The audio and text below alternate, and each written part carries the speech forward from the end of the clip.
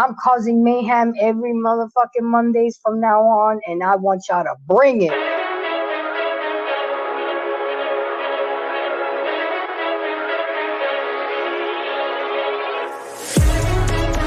No, you got your man out there doing bigger and better things. Okay? And I blame, Trey asked a good question. How did it get so bad? I blame y'all. Because y'all been sitting on the fucking sidelines, letting these women do this bullshit, not setting boundaries, not telling women no, fuck off. And that's why we do what you allow us to do.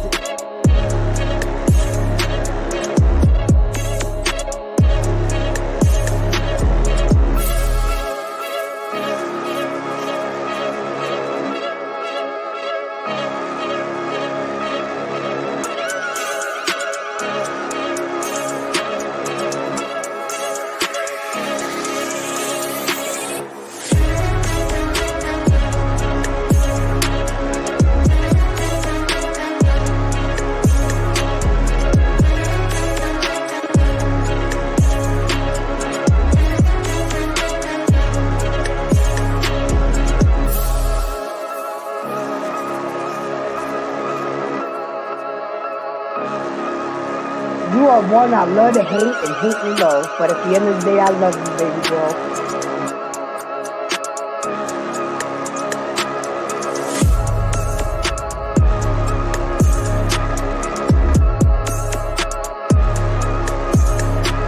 Come on, the battle, let's go, please. Let's go.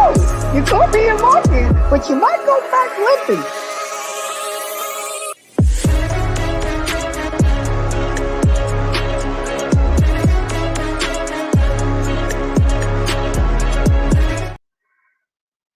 What's going on? What's going on? To all my embracers, you know what it is. Monday Night Mayhem on the Black Man Unfiltered Network.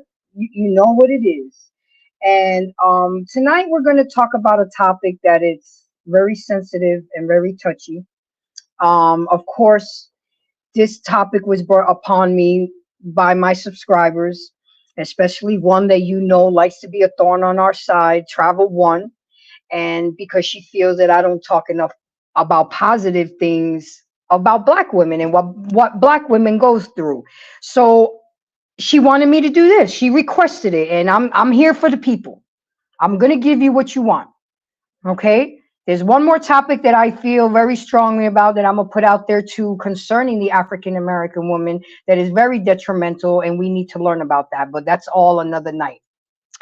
So I asked BMU, let's say a prayer before the show starts, due to the fact that this young lady, her life was taken, and we're going to talk more about it. So BMU, if you could just lead us in prayer so we can have a good show and we can have divine intervention in this show, because it gets deep. So with that being said, BMU, go ahead and lead us in prayer, please. All right, can you hear me? Yep. All right. Father God, we thank you for this moment that you've given us to be alive, to be living, to give you reference. We ask that you cover the show tonight. We ask that you look over this topic. We ask also that you be over the family, cover the family and their bereavement right now for Sonia Massey. We already know what happened. We already know what happened, but we know that you are a comforter. We know that you are the King of Peace, and we know that you have so much comfort, more than we can imagine. So we ask that you cover that family, cover this show, cover Embrace the Grace as she tackles this topic. In Jesus' name, amen. Amen.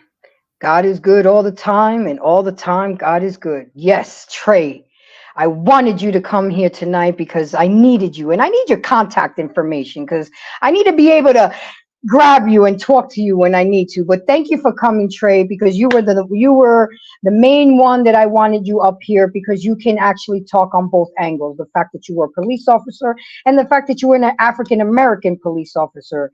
So if nobody knows yet, and we have two videos that we're going to show. We're going to show the news, and then we're going to show something else. And I have to say to you guys, the fact that this is still happening in 2024 is absolutely freaking mind-boggling to me, because the color of somebody's skin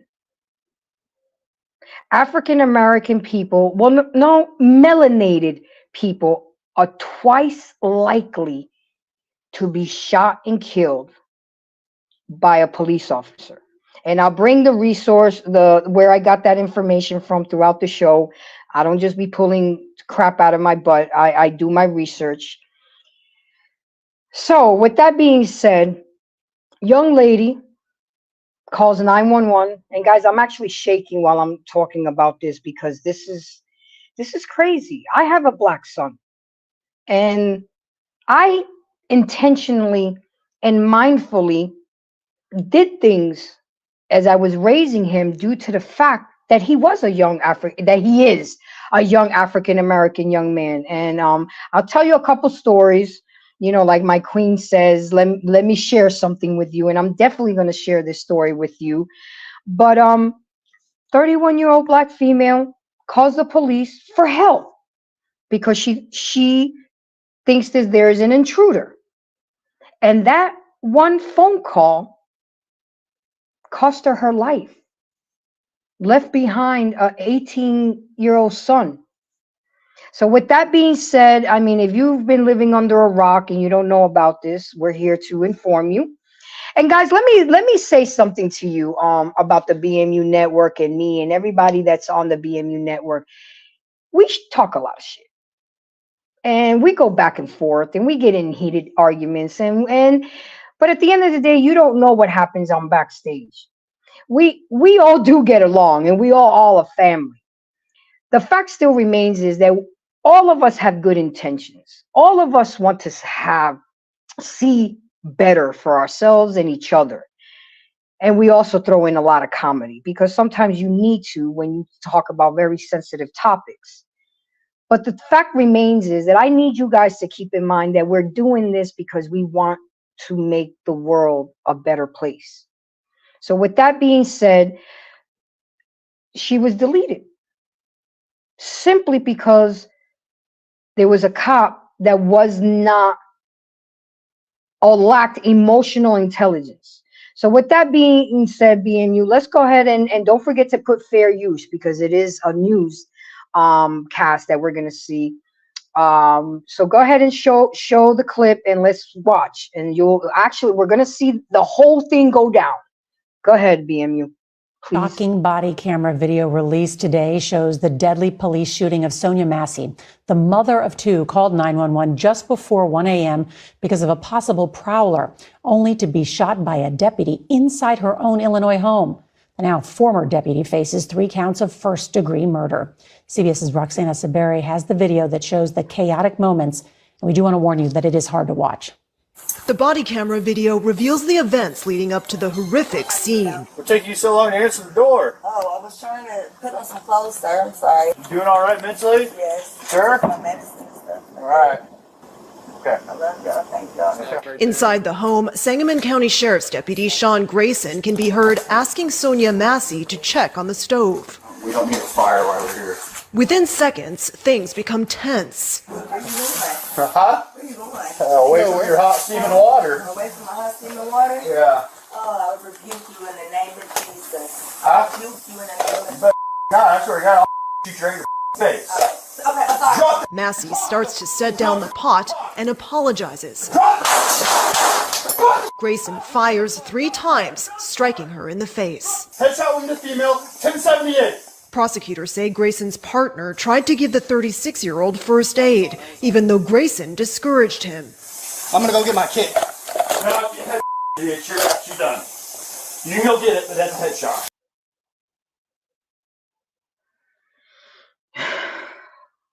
Wow.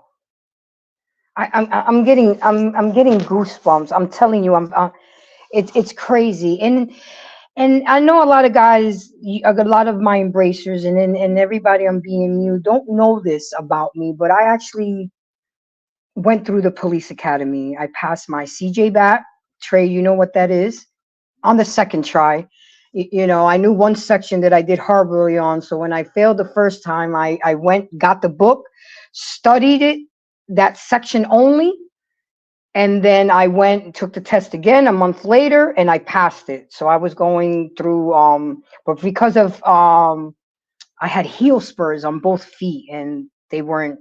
Anyway, it didn't happen. And my mom was going to do everything she could for me not to become a police officer. I actually love police officers. I've dated police officers. I respect police officers. I respect what the uniform stands for. I respect their job description, to protect and serve. But it's police officers like that make the good cops look messed up. All it takes is a couple rotten apples in the pile to make it look bad for everybody. And I hate that. I hate that because at the end of the day, we need our cops. You're in trouble, you call 911. Cops is people that we love to hate and hate to love, but they're needed. They're necessary. They bring order, but they also cause chaos at the same time. So I'm really stuck with this because it's like here we are depending on people that protect and serve, but they're treating the melanated community like that. It's like what is really going on? I'm telling you guys, I'm flabbergasted. There was no imminent threat. His life wasn't in danger. She didn't have a weapon in her hand. She called the police for help. And then the fact that he answered, "Are you okay mentally?" Bitch, are you okay mentally? I called you because there was an intruder. You ain't got to check in on me. So the whole call already started on a bad note, on some bad energy shit. Like, it's like, what took you so long to answer the door? Like, damn. I would have been like, "Officer, I was loading my magazine." Well, I probably not, because if that happened to her, and guys, don't think for a minute that I have not experienced situations like this. Situations like this, because of the fact that I've been pulled over simply because I was driving a nice car. I was questioned with things simply because I was where I wasn't supposed to be. I have experienced that. Let me share something with you. My family in Florida, we lived in a predominantly white neighborhood. So at 9 years old, I intentionally, mindfully got my son a state ID. And he was like, "Mom, I'm only 9 years old. Why do I need to why do I need to have an ID so young?" I said, "Because if you get hemmed up, you can show people that you live in this neighborhood." I see people don't understand that you have to raise a black child or a melanated child different from a Caucasian child, due to the fact because they experience different things. I remember the lady at the bank, we were comparing notes on how we raise our child, and she was trying to tell me that all children are the same. And then I brought that same story to her about having my kid for an ID, and thank God that I did, because there were a couple times where they were being harassed and a Karen called the cops, and he was the only one out his crew. He had an ID, and he had to prove, because you're supposed to be innocent before proving guilty, but we all know that we're all guilty before proven innocent.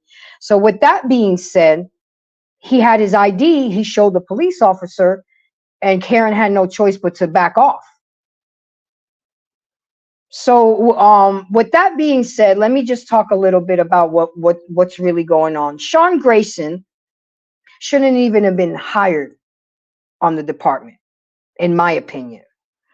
He had been discharged from the Army for serious misconduct and had a history of driving under the influence, records show. He also failed to obey a command while working for another sheriff's office in Illinois. And he was told that he needed high-stress decision-making classes. And none of the agencies that kept hiring him revealed all this. And I laughed at myself when I read this, because when I became a manager at 18 years old at McDonald's, I guess I was too rough. My accent was too New Yorkan, and they felt that I needed to take cultural adversity classes. So if a fast food chain can take the resource, the time to send me a whole week to take classes on cultural adversity, why can't the police do that?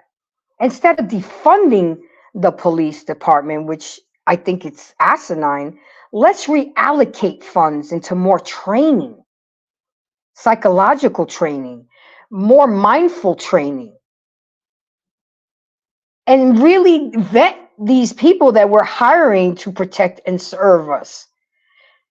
The autopsy report showed that she was killed by a gunshot wound to the head. She was shot beneath her eye, and the bullet exited at the back of her neck, at the back of her neck and under her ear. So it was immediately DOA. Immediately. That's why you heard him say, no, she don't need that medical box. She gone.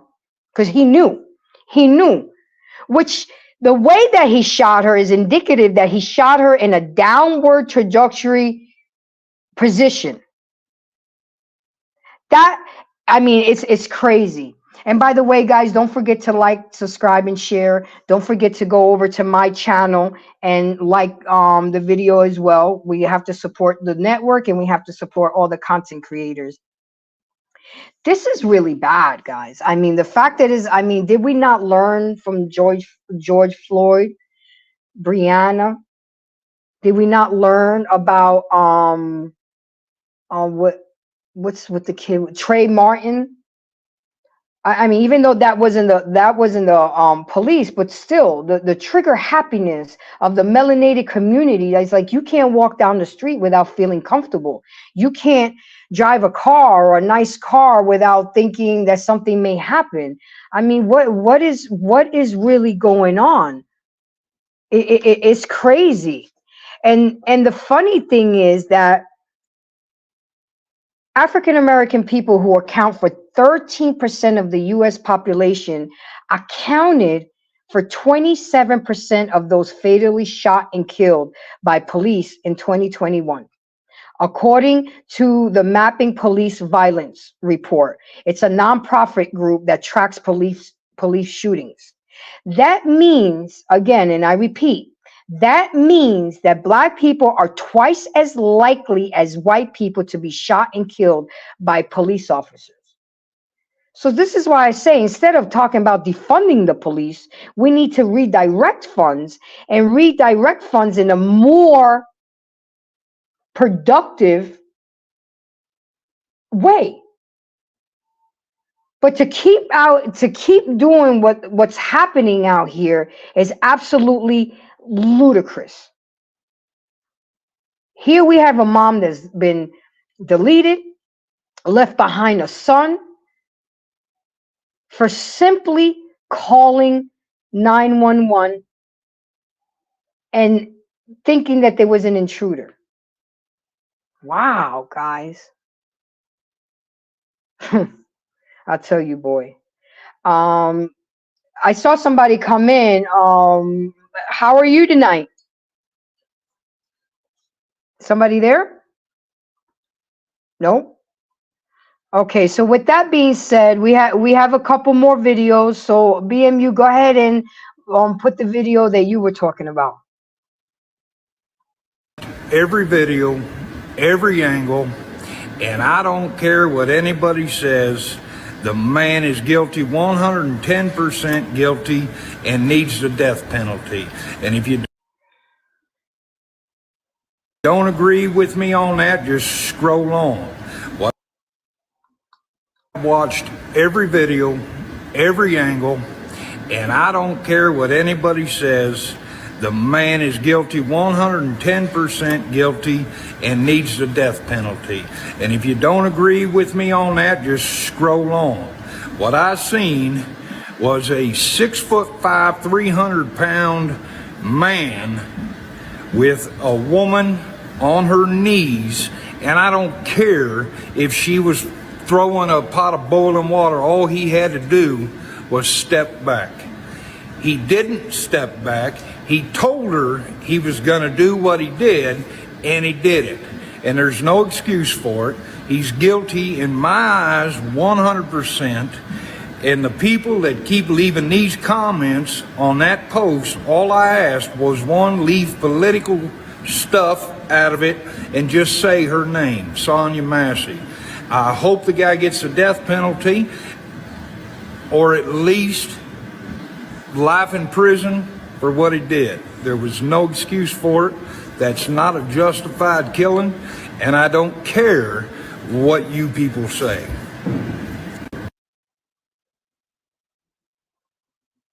The funny thing is, maybe if they hear it from him, they'll believe it. But if that was a high-profile melanated person, it wouldn't be taken seriously. Well, you know, Ben Crumble is already on the case. They keep that man in business because of everything that's going on. I did another show, and he took the case when a lady's check was being withheld at a bank. I mean, what is going on? It's 2024, people. Why are we still going through this? See, these are the kinds of things that we need to protest. These are the kinds of things that we need to fight for. These are the kinds of things that we really need to get in there. Because honestly, and you guys may get mad at me on what I'm about to say, but I don't mess with Black Lives Matter. Okay? Because all lives should matter. Have you ever noticed that sometimes the emphasis that a Black person's lives matter more only when somebody of another race deletes them? But what about when we're deleting each other? Shouldn't it matter then? All lives matter. And then look at the foolery that's going on with that organization. I don't have to get into it because you guys know what's the deal with Black Lives Matter. All lives should matter.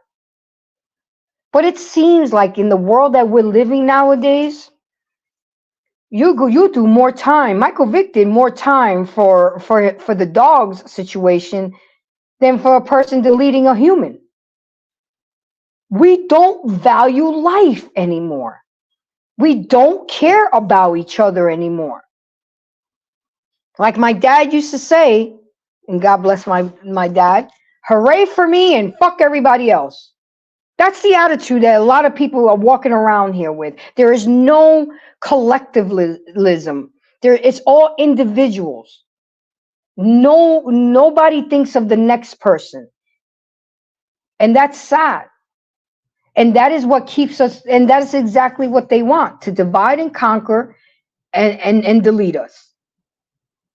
Absolutely. If you guys think that this was a horrible thing that happened, put a 1 in the chat, because I really want to see what everybody feels like. And if you think that it isn't a horrible situation, put a 2 in the chat. And there's no judgment here, because I would like to hear people's perspectives, what they think, what they have to say. What would you do if that was you?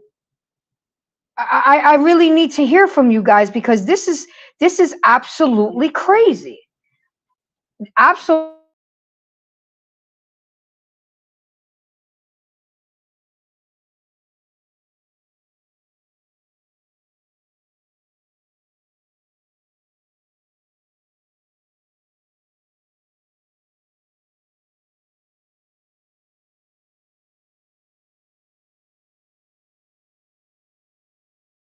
I'm muted, my bad. The mute monster got me, and he got me good. But we as parents already worry about our children. We pray over them. We hope the best for them. We teach them everything that we know. But it's just an extra layer, an extra thick layer when you're melanated and you have a melanated son. I used to tell my son, yeah, we all love you in here, and we all think you're the greatest thing next to sliced bread. But once you walk out that door, it's a whole different story. So you better learn real fast, quick, and in a hurry that this is a cruel, cold world. But don't change who you are. Don't change your blueprint. And it's really sad that I have to teach my son that when he gets pulled over, I don't keep the registration or the insurance in the middle console. I keep it on the visor so he can easily get it and hand it to the police officer. I had to teach him to put his hands on the steering wheel. He already he already knows to speak to adults respectful and mannerly, but I had to teach him speak when spoken to. Do not get slick out the mouth. Just do what they say, because at the end of the day, police officers want to go home safe to their families too. If you ever wonder why they have 8 cop cars for 1 car, is because the motto is strength in numbers. That's how they move, strength in numbers. So if you guys ever wondered why there's 8 police officers for 1 car, that's why. Strength in numbers. And that's how we need to get. We need to unite.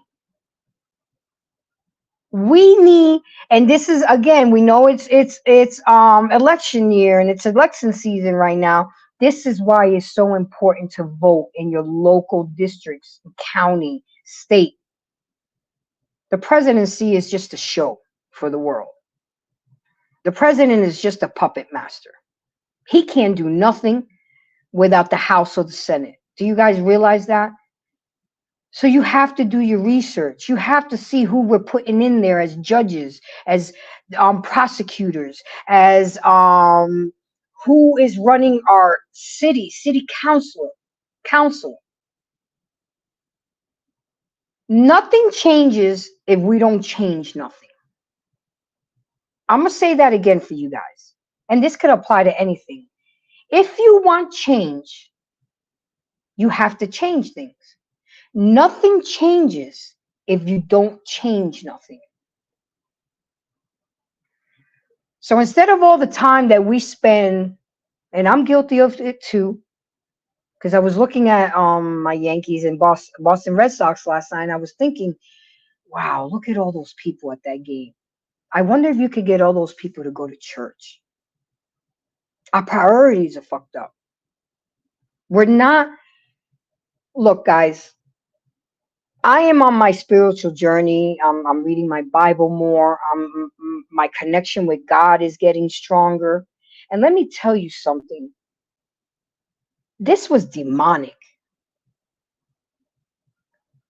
The fact that she said, I rebuke you in the name of Jesus. I don't know if some of y'all can see it, but I feel it. And I told you I was getting goosebumps while I was watching that video. She triggered a demonic spirit. And I know you all may be thinking I'm off the wall right now, but the ones that connect with me and embrace me, y'all get it. And then she said it again. I rebuke you in Jesus' name. That to me has, hey Boz, how you doing, baby? Nice to see you.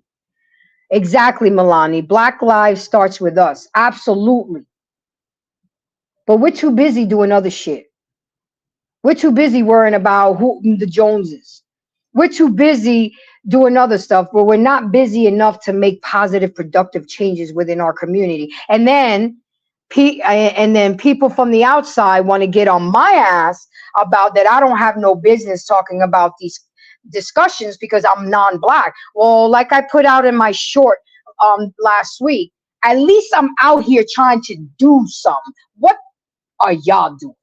The ones that like to point fingers, the one that love to talk shit to my queen, take heed to the message.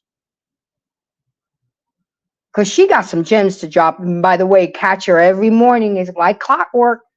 I was talking to BMU tonight, saying I might literally change my work schedule just so I don't like to see replays. I want to see it live. I want to see her talk her shit the way she does live.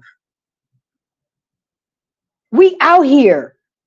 I'm out here taking surveys, talking to people, talking to the men so I can bring back the information to the women. I'm talking to the women so I can bring back the information to the men.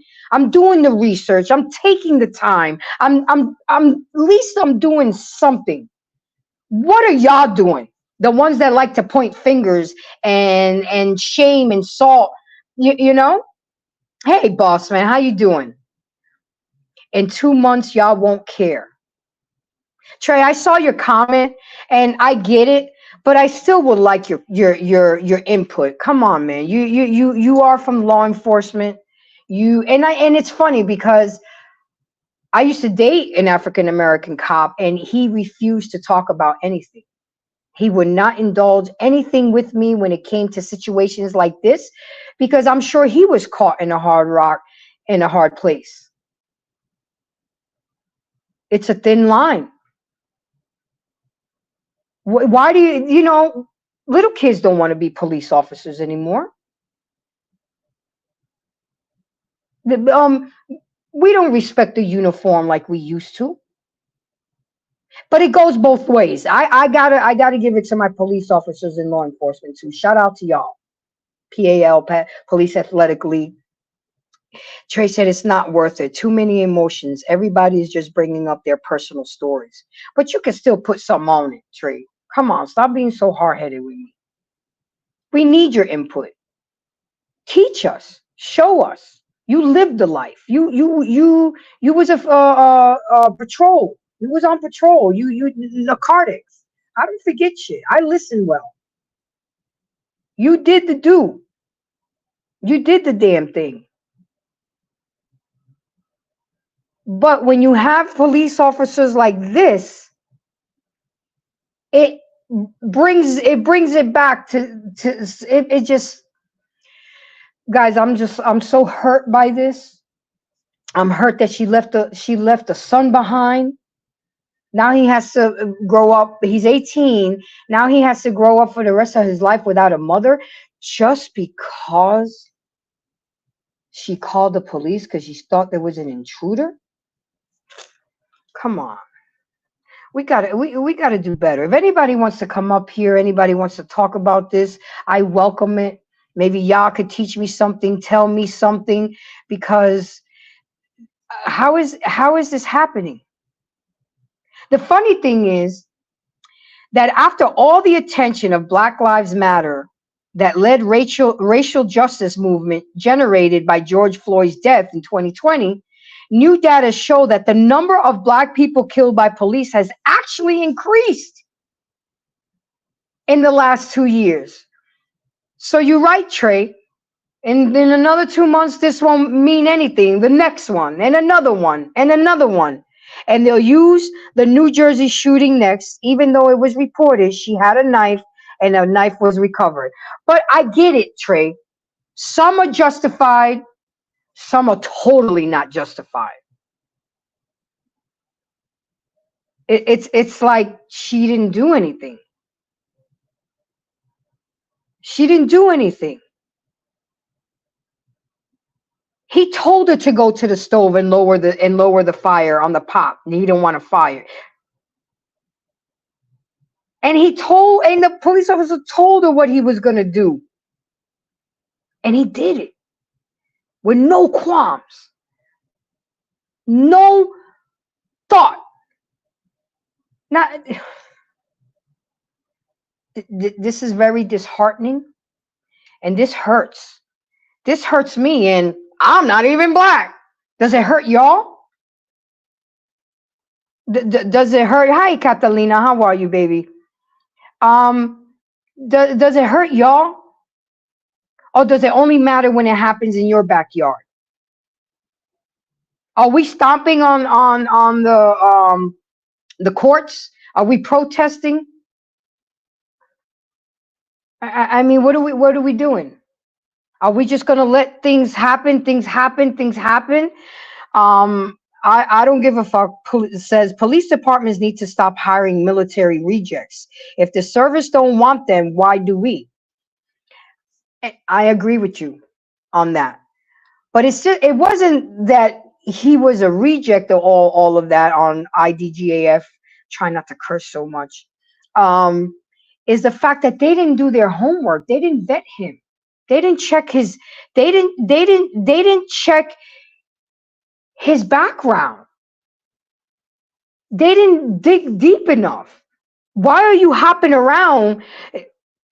Trey Taylor says he wasn't a service reject. Well, I mean, Trey, he got discharged from the army for serious misconduct. I mean, he got dishonorably discharged and had a history of driving under the influence. He had two DUIs under his belt.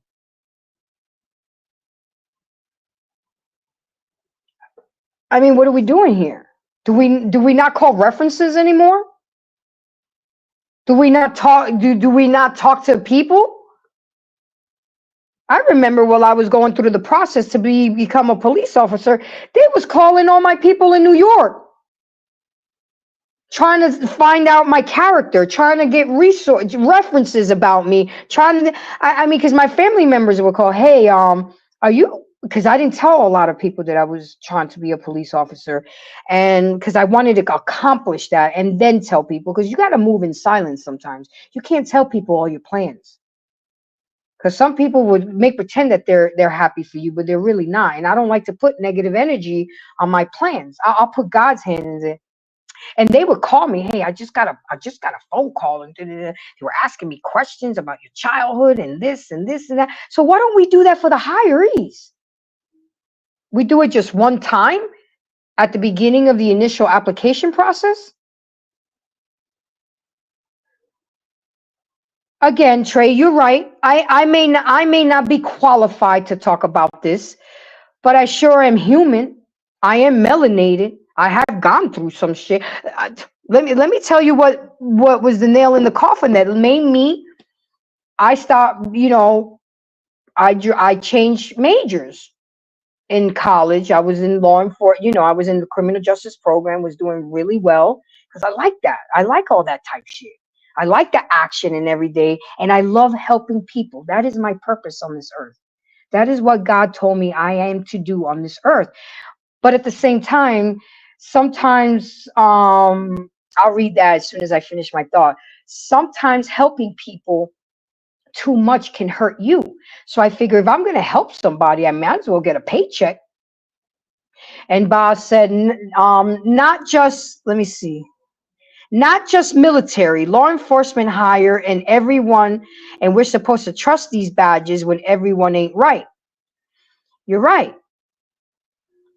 There are no reports of a dishonorable discharge. There are several types of discharge. So, but it did, when I did the research, Trey, it did say the Army for serious misconduct. That definitely was the issue. He should have been in prison prior to the police force. And yes, he was. He was kicked out after 3 years and didn't finish his contract. So maybe it wasn't dishonorable, Trey, but it was for serious misconduct. Either way, he got kicked out. And you and I both know to get kicked out of the military had to be something grave, had to be something serious. It doesn't mean dishonorable, which wouldn't make him a reject. Okay, Trey, I get it. I know that words matter to you. I know that. I've known you long enough that words matter. But in the research that I did, it said he had been discharged from the Army for serious misconduct. Nope, people get kicked out for smoking weed. Yeah, you're right, because I had a couple homeboys. Look, Trey, like I said, I need you're the voice of reason. You're the one that's going to bring the knowledge that I don't have. You're the one that's going to qualify the show. But you want to be petty and not come up here, but that's okay. I love you anyway. I know you, so it's all good. And Bossman said that's other than honorable. than if we're being technical. I get it, boss man, but you know, when my boy Trey, words matter to him. Words matter to him. But this is crazy that a melanated person is twice likely to be fatally shot than a non-melanated person. You know, when my son started driving, I said, I don't want no more than 2 people in the car. One in the front and one in the back, and that's it. Because y'all will get distracted with the radio, with the phones, with the girls. He's like, oh, yeah, I got you, Mom. We're going to keep the white dude in the front seat. Yo, I started laughing when he said that. But the fact is, the fact is that he said it worked a lot of times. You know, I let my kid drive at 15. I had the city that I lived in on lockdown because, like I said, I dated a police officer and I was cool with all his boys and they wouldn't mess with me at all. So I would let him drive on a permit just to school, work, and to the park. And I said, if you get caught up in your shit, then they're going to take your license away. So that's why I had strict rules for him from when he drove. He was driving my car. He was driving a nice car. He's young. He gonna have his boys in the car. He was like, Mom, I got you. We got a decoy. We're gonna put Orion in the front. I mean, the fact that thought and that plan had to be executed so he can feel comfortable driving and not feel some type of way, that's crazy to me. And shout out to my boy Orion. I love you, and good luck in the military. 2 of my son's boys they're off to basic training. I was hoping that my son would get the itch by seeing his 2 best friends going, but he wasn't having it. So the fact remains is that that we have to raise, you know, white people don't understand that we have to raise our children like we're living in a whole different world. This is why I don't get in my feelings anymore, but this is why when people talk about that I'm non-black and I have no business talking about this, bro, I'm living the same experiences. Maybe I didn't go through the struggle, but none of y'all went through slavery either. you know what I'm saying? You're bringing up shit that happened 400 years ago. You automatically go off of my skin color and my hair. You know, it's anybody that's melanated goes through something. The biracial struggle that I go through, where I get it from both ends, is off the chain. I had to teach my dad that lesson. Because he raised me, baby, you got the best of both worlds. You got this, you got that, you got this. I said, really? Really? Let's do an experiment.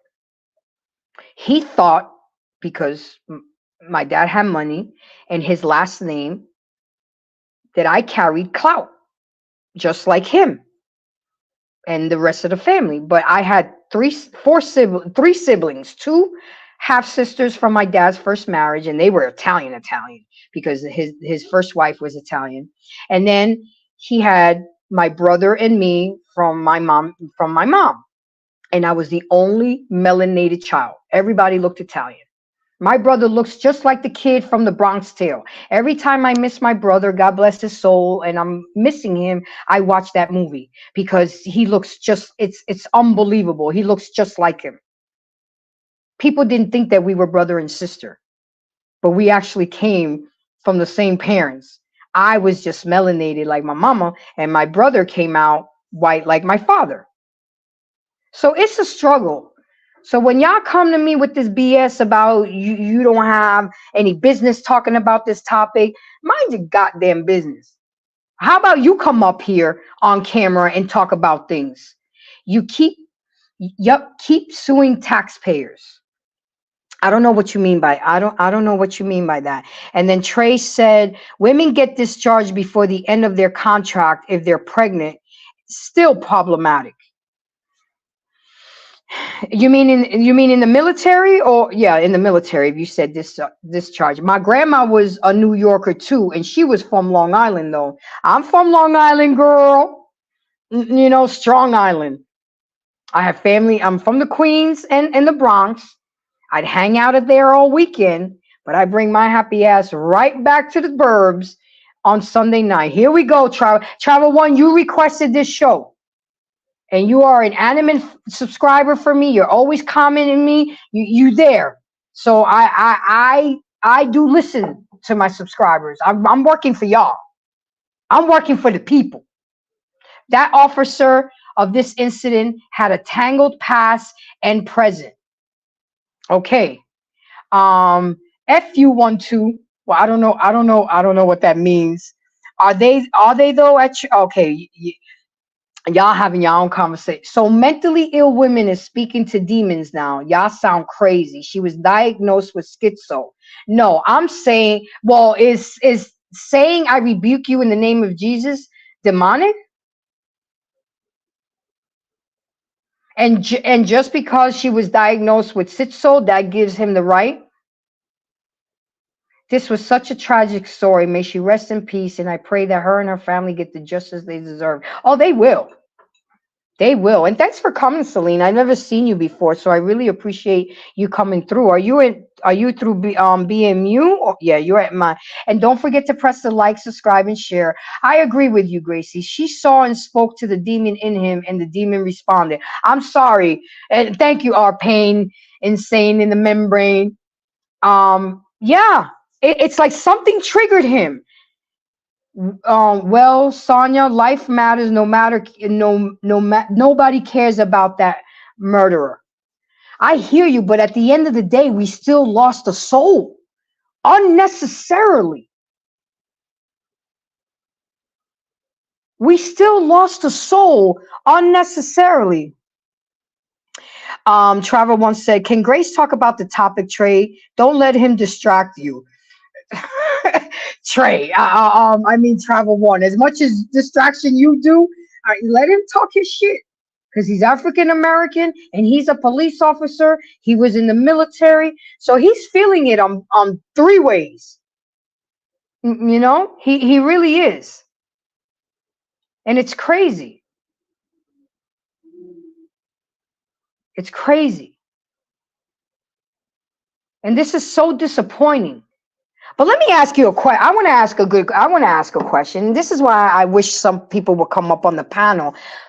How would you have felt if it was a black officer that did this to this young lady? I mean, would the cut be deeper? Would it still be the same? I mean, I want to know from the melanated community, since, you know, I have no business talking about this issue, but I'm gonna talk about it.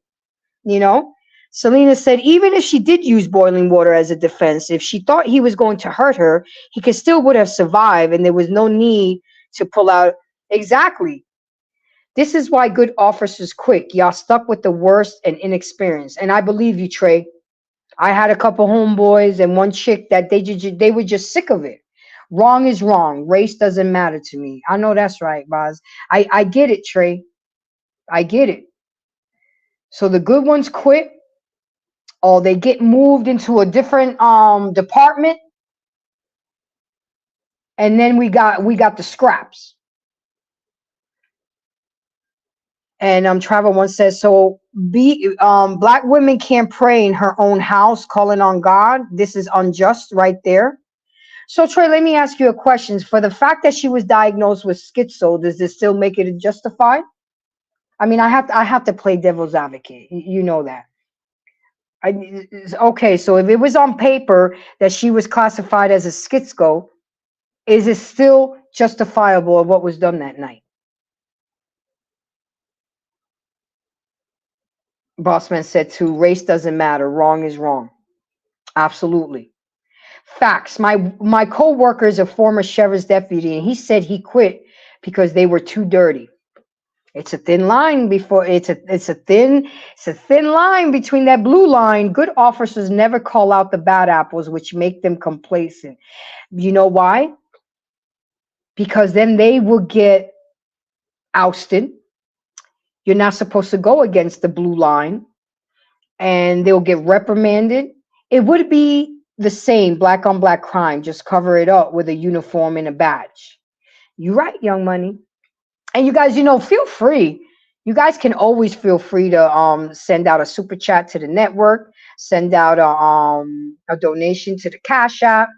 You know, feel free, because we're working hard over here. Travel One said it would still be very disturbing, Grace, black, white, or woman officer. It was just horrible.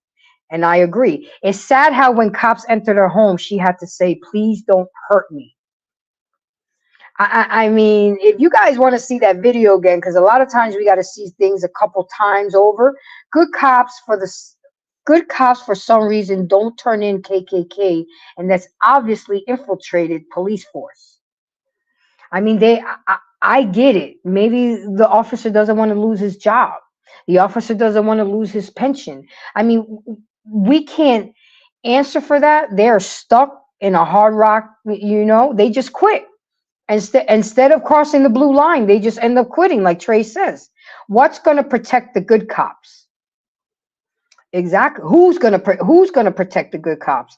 You're absolutely right, Trey. So instead of putting up with the BS, they just quit. They care to be outed by their blue crew is laughable. We in 2024, nah, honey, that's a tight. I'm telling you, they stick together. Y'all asking good cops to speak out with no protection. That's insane. I'd rather quit. And I was just going to finish, Trey, saying that bond between police officers, that happened at my agency. A lot of good badges moved around or retired out. They get tired of the BS just like we do, especially when they work hard at being right. And sometimes they oust you if you don't participate in their foolery. So it's like, what incentive does a young African-American boy or girl have to want to be a police officer? What incentive do we have to respect the badge? That's why I say we hate to love them and love to hate them. Travel once said, okay, I read that one. It's like a catch-22. We criticize DEI, but what makes these cops qualified? The guy discharged from the Army was fired multiple times and multiple DUIs. I get it, Mr. Bennett, and thank you for coming and showing support. I appreciate you. The people, the community speak up. You think the whole city gonna ride with y'all to take them down. But think about it. We take down the whole police, then who we gonna have? Change starts at the top. And thank you, Edward. And that is why we, as a melanated community, thank you, Mama. Uh-oh, we got her moderating for me too. Thank you, baby girl. I appreciate it. Gracias, mi amor. We got to vote in our local elections. You're right, Edward. It starts from the top and it has to crumble. But you got senators in there that have been there longer than some draws I own. I don't think senators should have unlimited terms. After 3 terms, you should be out of there. But they're still there. Not a damn thing. We call the police because we have to. It's a procedure. It has nothing to do with trust. I hear you, Baz. I'm gonna share something with y'all. I'm gonna share. I'm telling you, I've been through it. I just got my car the night before. You know, I'm in love with Chrysler 300. So anybody that knows me. So my baby was fresh. I'm on my way to work. And before I go to work, I stop by Dunkin' Donuts, get my coffee, and go to work. My kid was at camp. Okay? I was the type of parent that I don't keep my kids sitting around on spring break or winter break. No, you're going to basketball camp. You're going to somebody's camp. You're not going to sit at home while I'm at work and not do nothing. Okay? So he was already at basketball camp because his best friend came and picked him up. My stepson, well, he's still my son. I've known him since he was 4, and now he's 24 years old. So, you know, I made it not to birth him, but I love him like he's mine.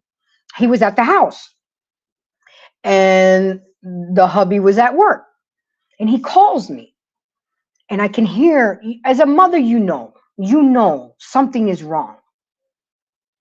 So I'm like, Urel, what's wrong? He was like, there's somebody in the house. I'm like, what? He was like, there's somebody in the house. I said, I wasn't far from the house. I said, I'll be right there. Man, that coffee went in the air. I jumped in that Chrysler. Remember, I already wanted to be a cop, so I'm here. You know, I jumped that curb. I'm like, damn, my brand new car. But I called 911 while I was there. I'm already carrying. I got me. And I called the police. I told them what was going on. There's a possible intruder. I told my stepson to quietly leave the house and meet me because we lived in a dead end in a cul-de-sac. Leave, just leave the house. I got you. You know, and I can, my adrenaline is running right now because I'm putting myself in that situation. And let me tell you something. And I called 911. I said, there's a possible intruder in the house. My son is in the house. I told him to leave the house. I'm armed. You better don't meet me there. Beat me there. So when I told them I'm armed, and I knew what they were going to do. They were going to secure a perimeter. I mean, and instead of me going around, I cut right through the curb, through the driveway, and I jumped out of that like I was Dukes of Hazzard. And it's funny, Mr. Bennett, that y'all talked about weapons yesterday. Great show, by the way. I'm a responsible. I mean, I was locked and loaded when I didn't have no fear. My job was to protect. Yeah, and I know. Well, why didn't he call his father? That's an answer we could never get, but he called me.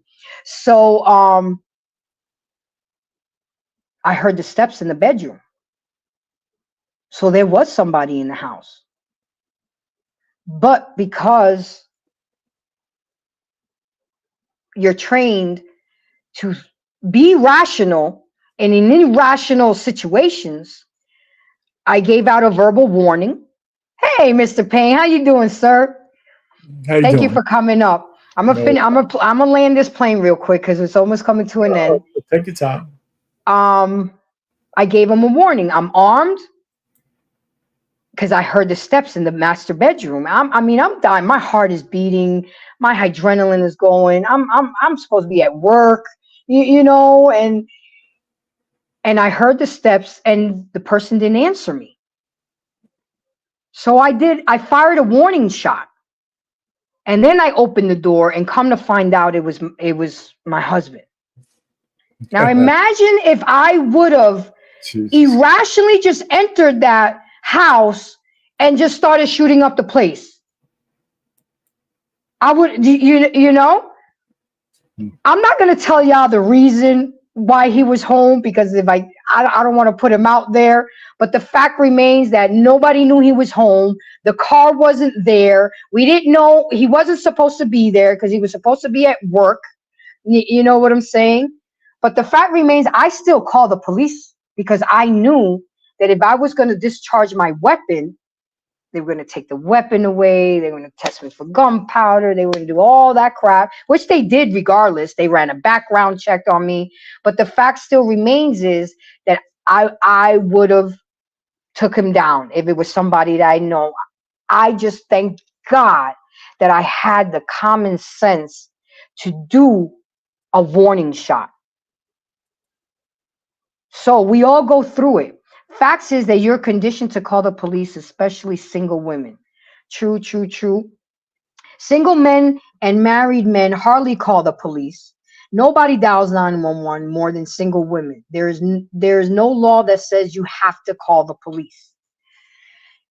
Tell that to the people who's been put in prison for protecting themselves and family at Trey. I get you, of course, but these people, badges and judges, are on some bullshit, especially judges.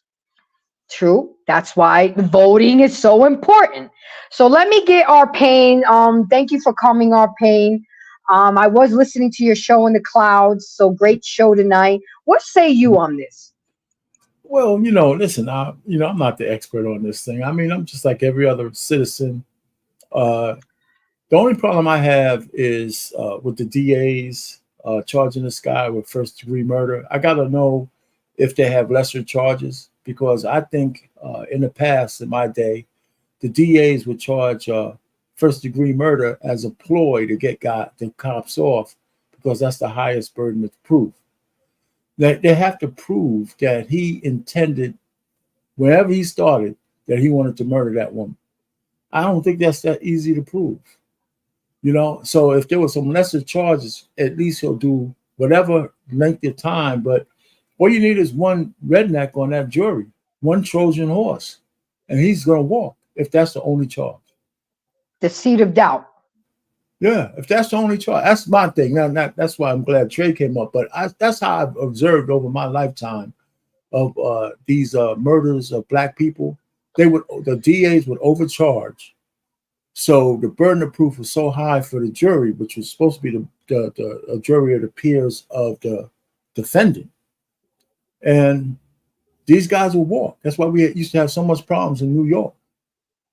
So I'm just hoping that this will be a little bit different. But when I saw the charge of first degree murder and like 3 counts, but I haven't heard any lesser charges, I don't know if the fix is in or not.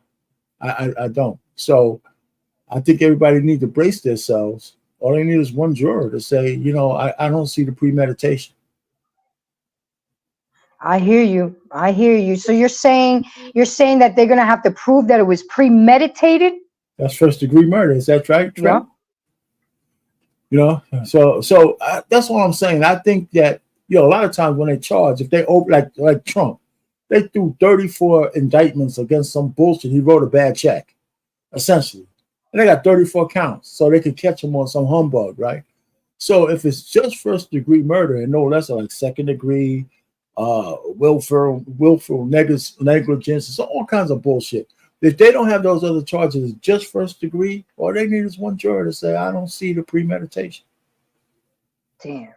Well, Trey, thank you for coming up, because you are qualified for this conversation. By the way, I put a stat thing from 2017 to 2024 of the murders, white, Black, Hispanic, by cops. Okay. So you got the link back there. BMU could show that if you wanted to. Okay. So Trey, thank you for coming. I knew you were going to get, with all the comments in the chat, eventually you're going to be like, nah, fuck it, I'm talking. You are qualified for this. You're military, you were law enforcement, you were in narcotics, you patrolled the streets.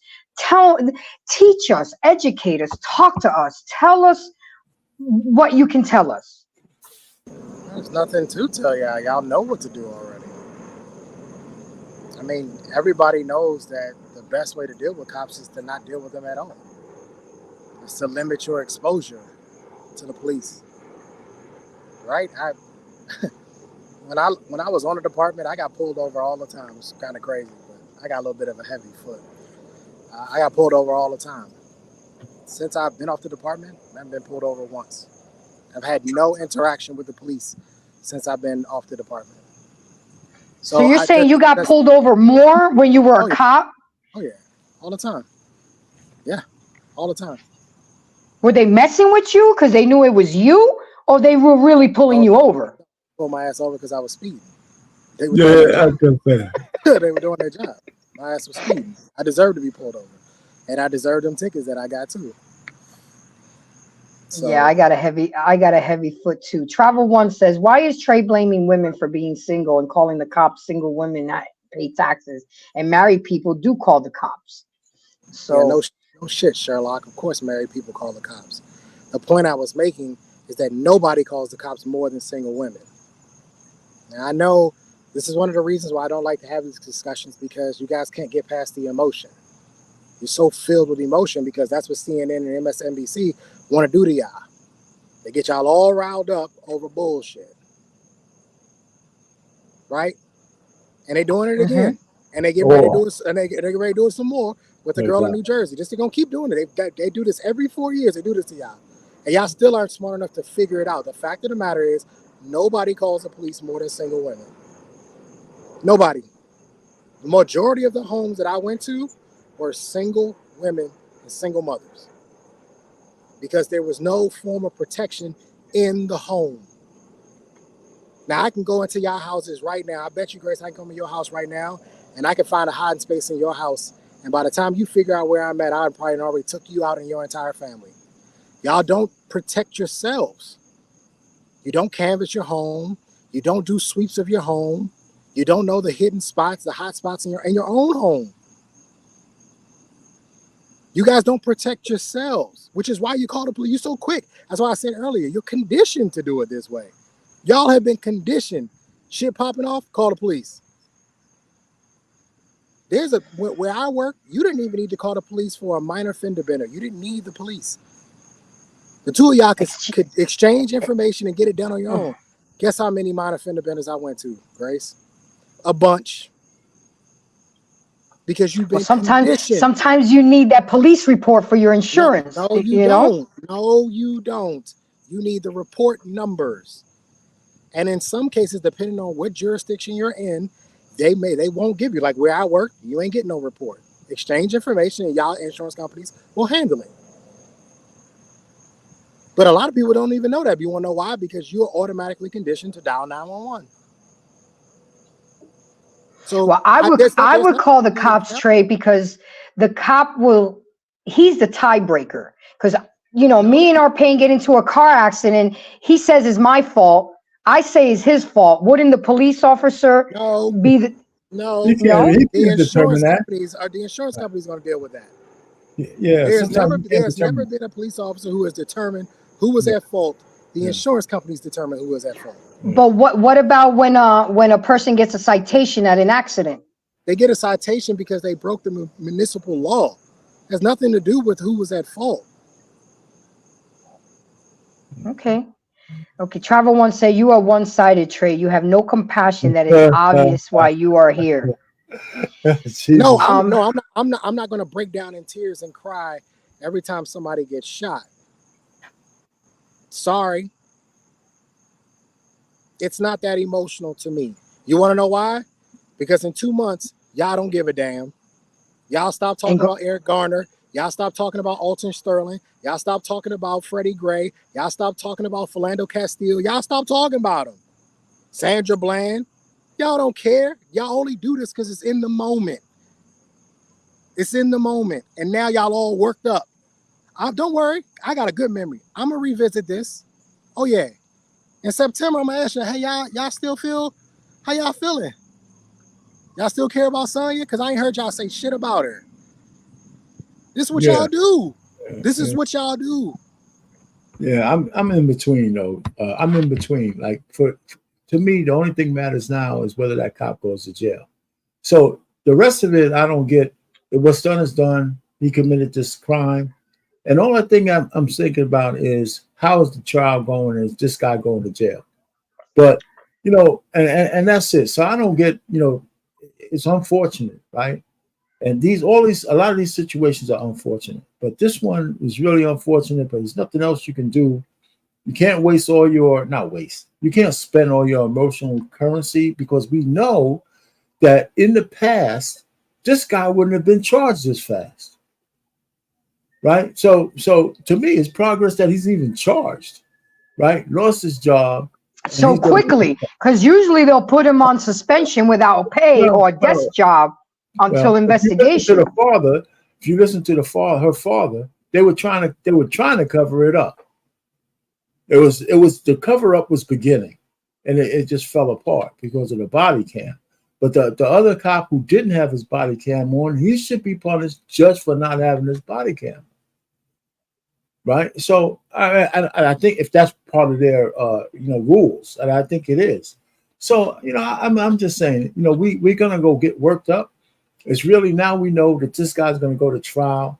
I think the whole community should calm down until we see what the trial, how the trial goes, how the verdict goes. And there's nothing else you can do other than talk about. But we still got to go back to our lives. This is what this is where Trey comes in. I mean, the world's still moving. The world's still moving. And so so now that's why I'm not comforted, but the fact that this guy is going to stand some kind of justice is a good step in the right direction. Absolutely, Mr. Payne, because I never saw this process move so quickly. Yeah. Mm, Oh, you know, here's another thing. I've never seen so many police officers come out against somebody like this since the Abdul Diallo when they stuck the broomstick up the guy's ass in New York. I don't know if you remember that. There was a guy. Yep. That's the first time I heard police officers come out and say, "Wait a minute, this crime is so heinous. You're on your own." So there's a lot of police officers, rednecks, black ones. Because they're tired of the BS. They're tired of the rotten apples. No, I don't know if they're tired, but they know they get tarnished by this kind of stuff. The union looked at this and said, "We're not going to win." So that again, you got the union looked at this and said, "We're not going to win." It's too clean, cut, and dry, right? The union looked at this video and said, "There ain't no way in hell we're going to be able to justify this." And let me tell you something. For those of y'all who have never worked for a union will turn their back on you in a heartbeat. Really? If you're wrong, they will say this officer, and that's exactly what happened. Because what I read is they will say this officer acted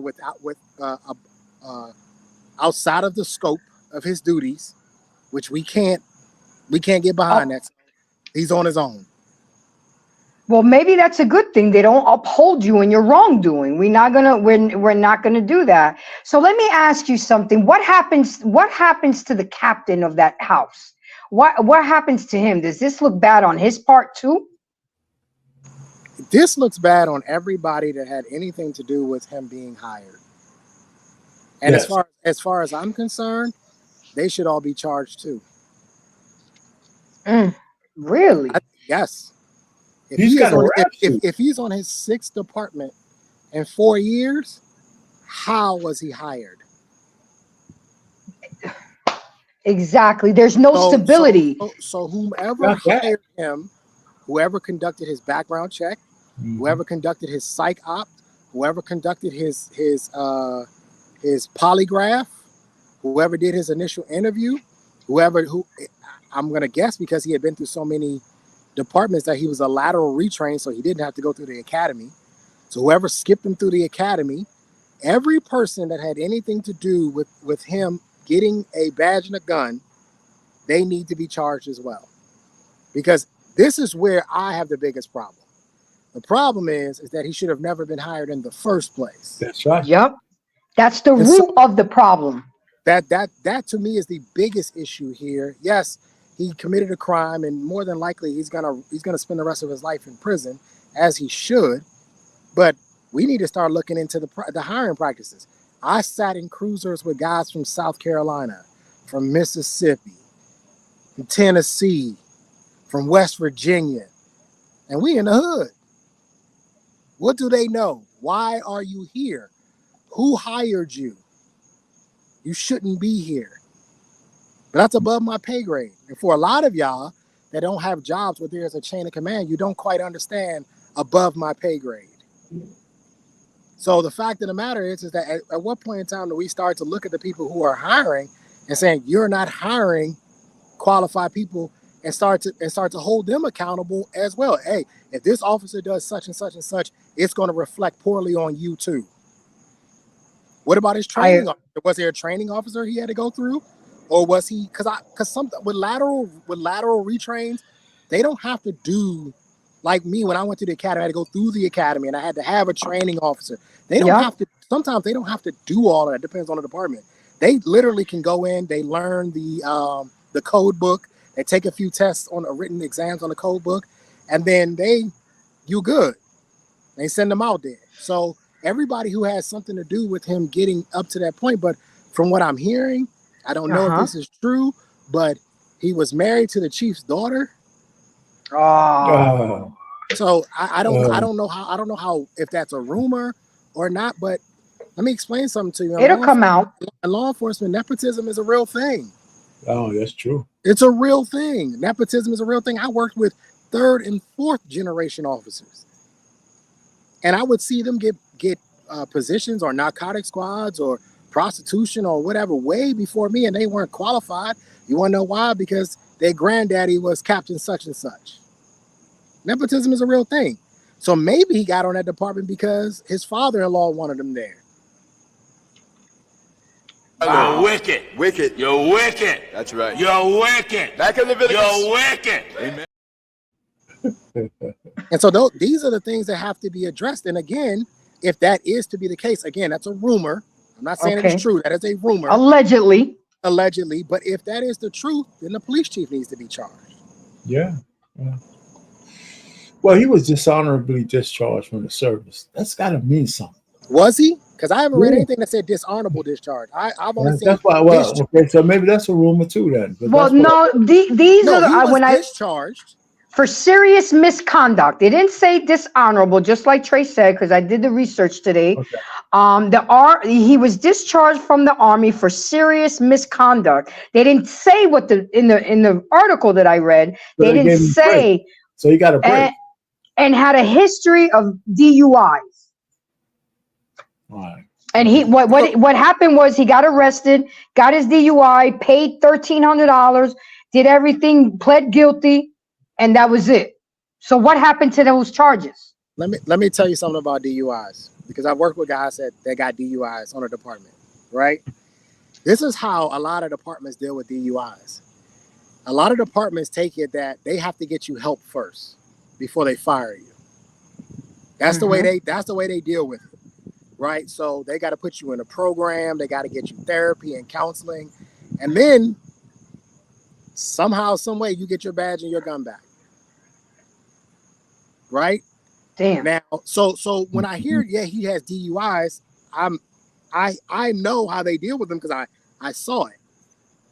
Right? Same thing with weed smokers. We had a guy who was, I'm pretty sure he was high on duty sometimes. They didn't fire him. Not immediately. They put him in a program, got him help.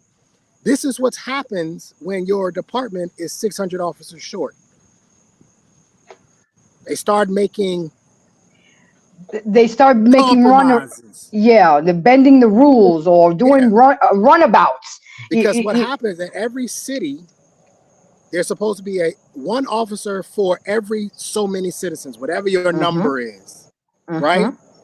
There are a lot of cities, your New Yorks and Atlantas and DCs and Baltimores and Chicagos, that are so short that they can't afford to allow guys to go because he got a DUI or he got a weed charge. I mean, you know what I mean? Or he popped hot on his piss test. I'm not saying it's right. I'm just telling you what happens. I hear you. That's why I love the fact that you're up here talking to us and educating us, because we don't know, Trey. I only know so much, and they picked me, Trey. The agency that picked me up right away, it's called Lauderhill, Florida, but it was nicknamed Lauderkill. And the guy said to me, yeah, we picked you up right away because you're female and you're Hispanic. We get funding for hiring you. They get federal money. I wanted a cushy job in Boca Raton. I wanted to go to Delray Beach. Oh no, when they saw, because my name has nothing Hispanic about it, right? But when I went in for interview and they saw me, oh, we want her. And then when they say Lauderhill, I'm like, oh, hell. I mean, it's so bad there that they have armed security at the grocery store. Armed security. When I got out of the military, I applied to 3 departments. I applied to the Metro Transit Department we have here. I applied to the Maryland State Police, and I applied to the department I eventually was on, right? The department I eventually was on, it had to be a week and a half from the time that I applied to the time that I got my hiring letter. Like, it was quick. It was so fast. I can remember being in the academy and Maryland State Police calling me and saying, hey, we're ready for you. And I'm like, I then already got hired. I'm good. Damn. Some of these departments are so short that I would not be surprised if they are half-assed in the background checks. Well, you know about Oakland, don't you guys? They said that Oakland has a standing shift for only 30 officers for the whole city. I've worked nights when we had 6. We had 6 officers sitting in roll call. 6 for the whole shift. For the whole shift, for a whole 12-hour shift. 6. Yeah. Oh, geez. Well, the state took over their police office, office pretty much. I don't know if it's for how long they're going to do it, but Gavin Newsom came in and pretty much took over their law enforcement for Oakland. Okay, guys, look at this bullshit that BMU just posted. State pushes bills to allow illegal aliens to become police officers. Are you surprised? I mean, they No, nothing shocks me anymore. Am I a little bit surprised? Yes, but nothing shocks me anymore because they're so look, the military is down 500,000 soldiers right now because they can't get no. That's why they just passed that bill to do the draft because they can't get people to sign up. And now just like Trey said, police officers. Nobody wants to be cops anymore. Well, of course not. For a lot of different reasons. How do you tell a little black boy and a little black girl, oh, do you want to become a police officer? No, I want to become a basketball player. I want to become a rapper. That's what we push. But why would we want our young black kids to become police officers? Well, it's counterintuitive, for me. I think we need more people to go into the law enforcement. I think so too. The fact is, it's tainted, and I don't know if it's coming. I mean, everything goes in shifts. I think there's a pendulum swings, right? Black people have a biggest aversion against police, I believe, in the inner cities. But we never hear about the white people in Appalachia or the white people in poor neighborhoods. They have the same affinity, distrust of the police as everybody else. But we don't talk about them because the media doesn't show it. But for what I'm saying is, in the black communities out in the cities, that's where we need to police the most. So the places where we need to police the most, hey, listen, the vast majority of people don't commit crimes. But if you lived in like where I was, like in Monroe Projects or Castle Hill or Soundview, and they weren't the worst of the worst, but a different project tenements. I mean, you don't need to have most people committing crimes. You just need a few people with a few kingpins around it who sell drugs, who don't give a shit about life. They could put whole communities under their under their thumb. Right, and people live lives of quiet desperation. Take an inventory of whether their kids come home at night and shit like that.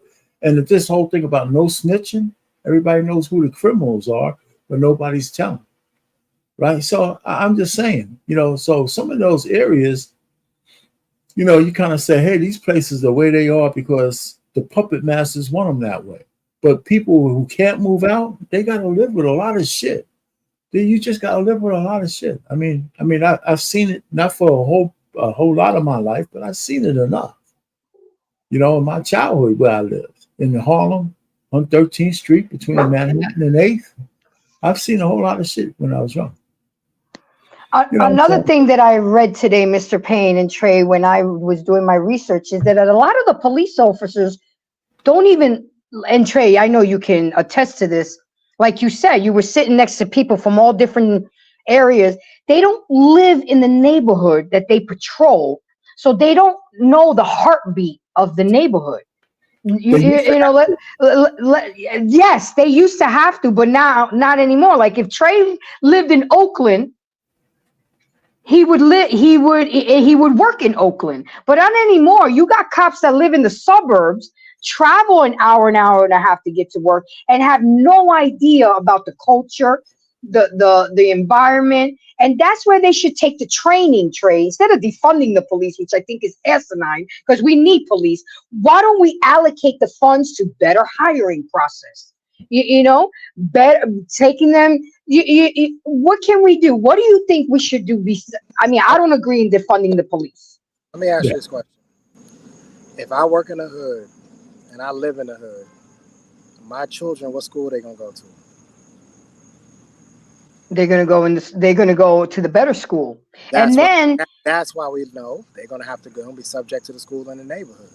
That's right. If they go to public school, they gotta be in the public school. They gotta go to the school in their zone. That's why we live out in the suburbs, because the schools are better. So if I work in the hood and I have children, where do I want my kids to go? And it's different if you're paying for private. If you're paying for private, fine. See, But that would be a an lot of us incentive, weren't though. paying for private. Our kids were going to public schools. So I want my kid to go to the best public school I can possibly put him in. That typically was not the area I worked in. That's true. And I also think it's a conflict of interest. So imagine Trey lives in Oakland, you work in Oakland, and you have to see the same people that you're arresting and doing this in the same neighborhood. That doesn't matter. That's good police work. That okay, you get more respect. You want to be that ingratiated in the neighborhood. You want when you show up on scenes for people to say, "Oh man, I know, man, Trey about to get me."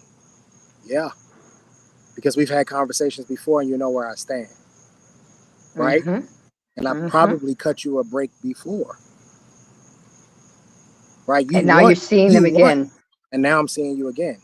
You want that. What you don't want is you don't want officers who have never been in that neighborhood, don't know the people in that neighborhood, don't know the pulse of that neighborhood, don't know the tempo of that neighborhood. Like where I worked at, it was not uncommon to see people hanging out at 1, 2 o'clock in the morning. That's not uncommon. But if you get some guy that's from rural South, wherever, and everybody sleep at 1 in the morning, he's thinking this is crazy. Yeah. What all these people seeing a child out at 1 a.m. That's not unheard of where I worked at. Right? And you would hear them say, "Dang, they got babies out." Well, that's how these neighborhoods work. Yeah. But guys like me who are used to seeing that could drive through the neighborhood and they would be like, "Hey, don't worry, we about to go in. Trey, don't worry, we about to go in." Because they already knew. They was like, "I'll be out there. Hey, I don't care what y'all do, but let's get them babies in the house though." That was always my thing. Let's get them babies. Y'all want to chill out? Y'all grown. You can do whatever the hell y'all want. Let's get these babies in the house. Ain't no rhyme or reason why we got 7 or 8 year olds out at 1 and 2 o'clock in the morning. Yeah. I know that's right. Well, you know, So the idea of officers being in that's a good thing. You want them in the neighborhood. It's a good thing. You know, I mean, there's another thing also. You know, it just was just to extrapolate. Like for example, Black folks, Hispanic folks tend to be loud. So with us, it's just maybe a laughter and all that shit. We just having a good time. You get one of those guys come in and they just tripping. Oh, why is it so loud? Something got to be going wrong, and it's nothing. So they'll turn the situation. Oh, let us play a spades game in the backyard, and somebody didn't renege. Yeah, people are yelling, screaming and shit. So, and it's just to us, it's just normal. So, but if you had a normal neighborhood, a nice sized neighborhood, but maybe 10% of the people were for law enforcement, that neighborhood they would damn sure appreciate that. So, look, good legislation would be that if you're a cop, here's my incentive to you. You want to send your kids to private school? We'll give you a stipend as an extra penny for working and living in the city. I don't see, they do those kind of deals for all kinds of bullshit. Why can't you do that for the police? And stuff like that. Things that give them incentive to say, hey, listen, we need y'all to live in the inner city, but we're going to give you a penny so your kids could go to the best private schools around the area. Might not reflect in your paycheck, but that shit is valuable. Absolutely. Where I work, there were some incentives. Like they would, like you could get a house and you can get a cheaper down payment on your loan. Like they had programs where, like, if a house came on the market, I forgot the name of the program, but if like a house came on the market, it would be for first responders would get the first crack at it before everybody else. Like they have these programs. You get a take home vehicle. If where I work, take home vehicle was only for people who lived actually in the city. If you didn't live in the city, you didn't get one unless you were on the ERT team. So like they have some incentives, but at the end of the day, like I said, those incentives aren't good enough for me. Those weren't good enough. Those are not the ones that really count. Because you could get your house with no problem. You could, what would have, just for curiosity, Trey, so I get to know you a little bit better, what would have been a good incentive for you? I like the school idea that Art Payne had. Yeah. I like that. Okay. I like being able to. I mean, that was really my biggest. So the county I live in now has the best public schools in the area. So that's why I moved here. You know what I mean? Because what was supposed to happen pre C-19 was my son was supposed to come live with me, and I moved out here so he could go to the best public school. But then C-19 happened and just kind of threw everything all off, right? And he found another school that he liked better because they had a robotics program and yada, yada, yada. Right. So for me, you have to ask the officer, what would it take? And if it's school, then yeah, you got to come up with something so that their kids, a lot of these officers got a bunch of kids, right? And they want their kids to have the best education they can afford. Maybe you have some tuition-free programs to send the kid of a cop to a top-tier private school. I don't know. But if you're talking about getting cops to live in neighborhoods, you're going to have to bring it. You got to see that part, man. Yeah. What did they offer you an extra $25,000 on your salary? It wasn't about the money, and they're gonna tax it anyway, so it ain't gonna be $25,000. So I mean, it wasn't about the money. It was more about the quality of life, right? Are you gonna give me a cruiser to drive? Do I get my own vehicle? Can I get my pick of shift? You know what I mean? Can I get my pick of days off? Like this is how I'm thinking. Like, hey, I need that Thursday, Friday, Saturday, or that Saturday, Sunday, Monday, or whatever days off I choose. Like, are you gonna give me priority over that? If you can give me priority on that, then yeah, I'll live in the city. Like I said, I worked in the same city, in the same patrol service area that I grew up in. My mama lived there and my grandmother lived there. Right. So they knew you. You were a standing figure in your neighborhood. They knew, oh shit, here come Trey. Here come the homes I walked into, and you could just see the head go, damn. Yeah, I can see that. Damn. And they be like, nah, Trey, it's not like, yeah, it is, because we're here. So you got to explain. You got to explain what's going on. And I've had to lock up friends. I've had to lock up friends that I played basketball with and played football with and went to high school with. I had to lock them up. I got one for you, Trey, if you may, Grace. Listen, can you tell us about the qualified immunity issue and what you think that plays? Do the cops have that, or is it going away, or what's the deal with that? Because I know that's an important thing. That question for me, or was it for Grace? Yeah, for you. Yeah. As far as I know, it's still available. It's available. Okay, so I haven't heard anything about it going away. I know that's something. No, that's part of a lot of the defunded police people. Yeah, that's the defunded police people want that to go away.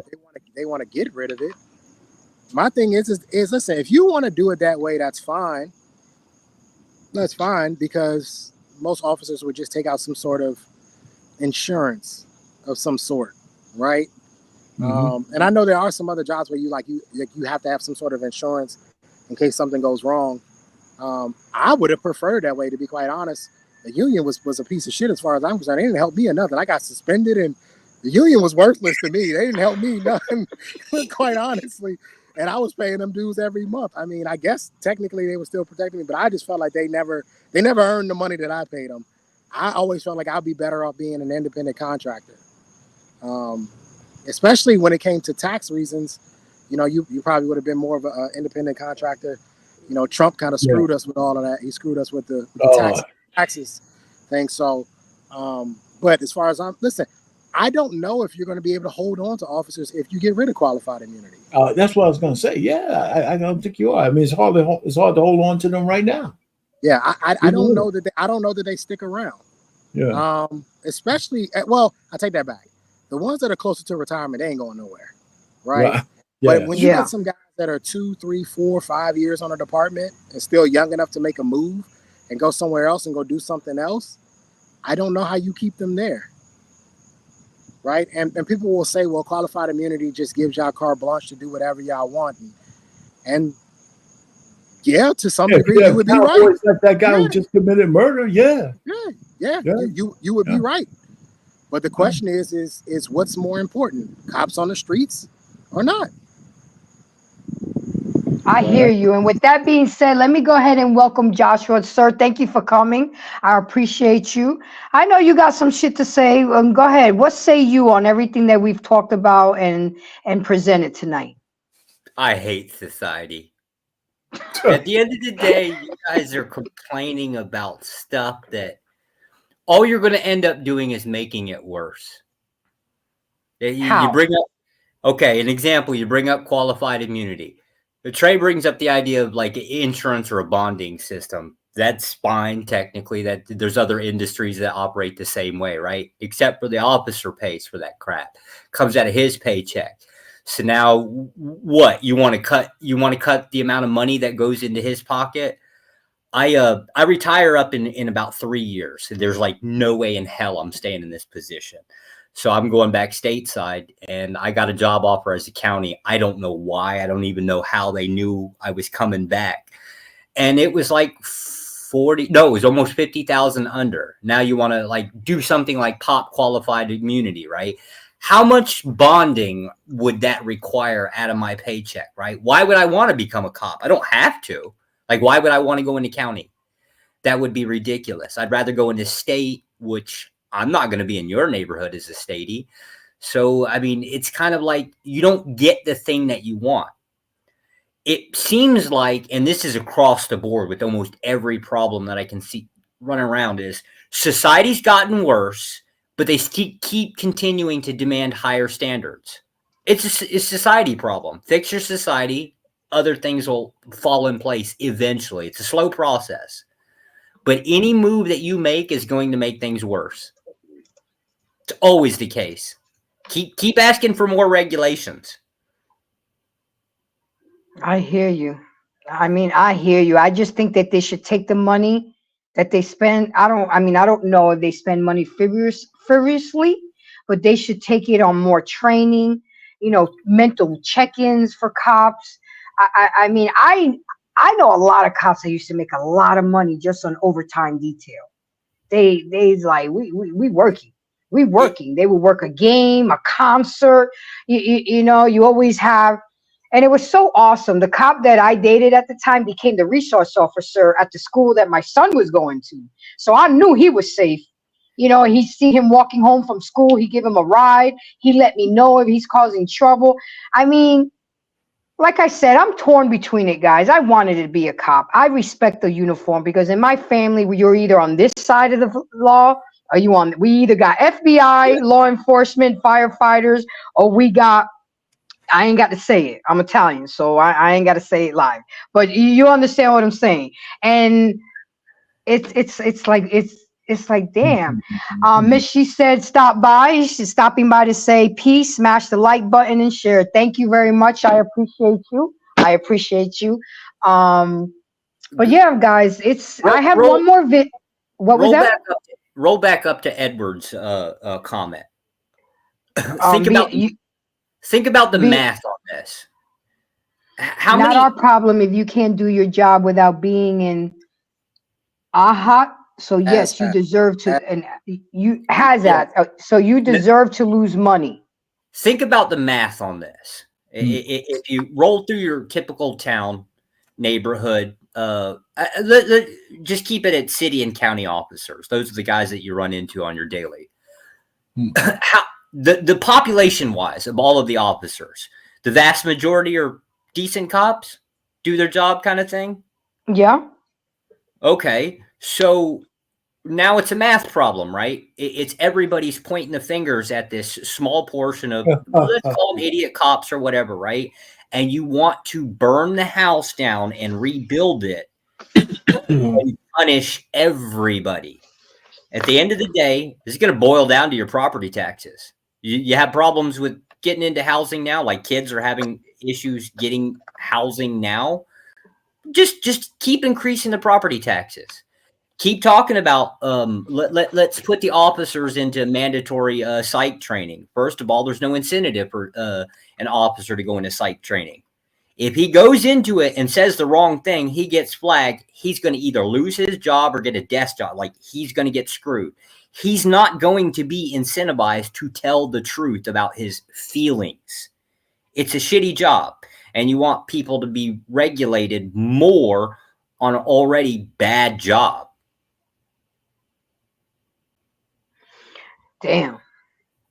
I mean, I hear you, but we got to do better, Joshua, because again, let me repeat that to you. It's easy, and I hate to pull this, but it's easier for you to say, but Black people are twice as likely as white people to be shot and killed by police officers. So if my son goes out in the streets and you go out in the streets, he is twice likely to be shot fatally by a police officer than you are, Josh. And as a mother, that doesn't resonate well with me. If he has contact with the police. Yeah. If you, and this is what I don't understand about criminals sometimes. How are you gave the car to you rent the car, you're going 85 miles an hour, knowing you got 3 pounds of weed in the car. Why would you bring attention to yourself? The cops are chilling underneath the tree, drinking their coffee and eating their donuts. They don't want no action sometimes, but you give them action. Like Trey says, you bring attention to yourself by doing stupid shit. If you know you got 3 pounds of weed in the car, you follow the law, you go the speed limit, and you act right. But this is how, I mean, they say criminals are not the sharpest knives in the drawer anyway. That's why they're so easily caught. And the cops are always upgrading. It's forever going to be a cat and mouse game. Okay? The criminals may come up with something, but the cops have got something else. And it's like, rival gangs. You know what I'm saying? And one thing that I learned at the academy that they kept telling me is, at the end of the day, every police officer wants to go home with their family. So if you just cooperate and do the right thing, because there's a lot of us that be yelling and screaming and doing this when you're getting pulled over. I mean, traffic stops are the most dangerous job for a field officer. Traffic stops. Why do you think they tap the trunk of their car when they come to their window? There's so many things that they have to go through. And I'm not saying what happened is right. I'm 50-50 on this, because I mean, I can't lie, guys. I wanted to wear the uniform. I wanted to be a cop. I wanted to help people and make a difference. But at the same time, if I was a cop, I'd be looked upon as an asshole when I walked in somewhere, because now they're affiliating this police officer's behavior to my uniform. So with that being said, I found a really good video that I can at least give a police officer side. We got the live side from Trey, but now we got a police officer that I found the video that I think, and it's a black African-American police officer.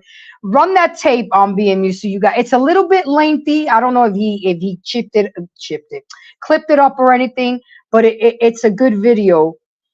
Okay, so we'll end with the long video. Go ahead and play that one, BMU. Got a couple more videos. Y'all could donate to the channel anytime you want to, by the way. Play the video. Guys, I feel funny asking for money. It's just not me, but I learned that it's part of the YouTube culture. So y'all gonna have to, like, I don't know. I got to get used to it.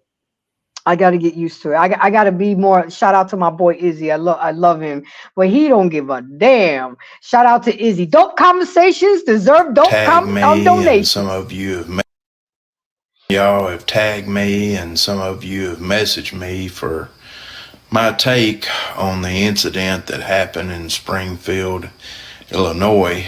And my take is this. Miss Sonya Massey had some things going on that night, it appeared. Miss Massey needed help, but instead Miss Massey was murdered.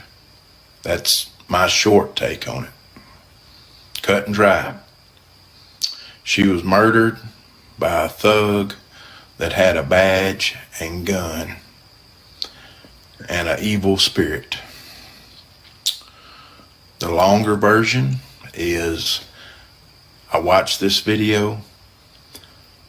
I had to rewatch it to make sure I saw what I thought I saw the first time, and it really bothered me, as I know it bothered you if you've seen it. I fast forwarded to the part right before he shot, put my ear to the phone, closed my eyes. For some reason, I think I can hear better when I do that, to make sure I heard the back and forth like I thought I did. Let's rewind. First off, the guy that shot her was already a little ticked over asking her for her license, and she couldn't find it. First off, she didn't have to give him her license. She was in her home. In her home. There was no reason for her to give him her license. Fast forward, pot of water. His partner is the one that told her to go around there and get it. He's standing pretty close. Situational awareness. He backs up and moves off to the side, kind of chuckling about it. He didn't fear her, but he wasn't taking any chances at all. Completely understandable. She asks, "Where are you going?" He says, "Away from your hot, steaming water." Then she says, "I rebuke you in the name of Jesus." But she's not talking to that guy. She's looking at the guy that ends up shooting her. He says, "Huh?" She says, "I rebuke you in the name of Jesus."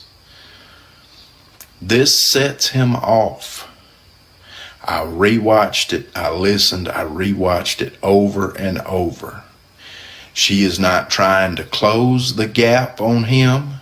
She is not drawing back to throw the hot water on him.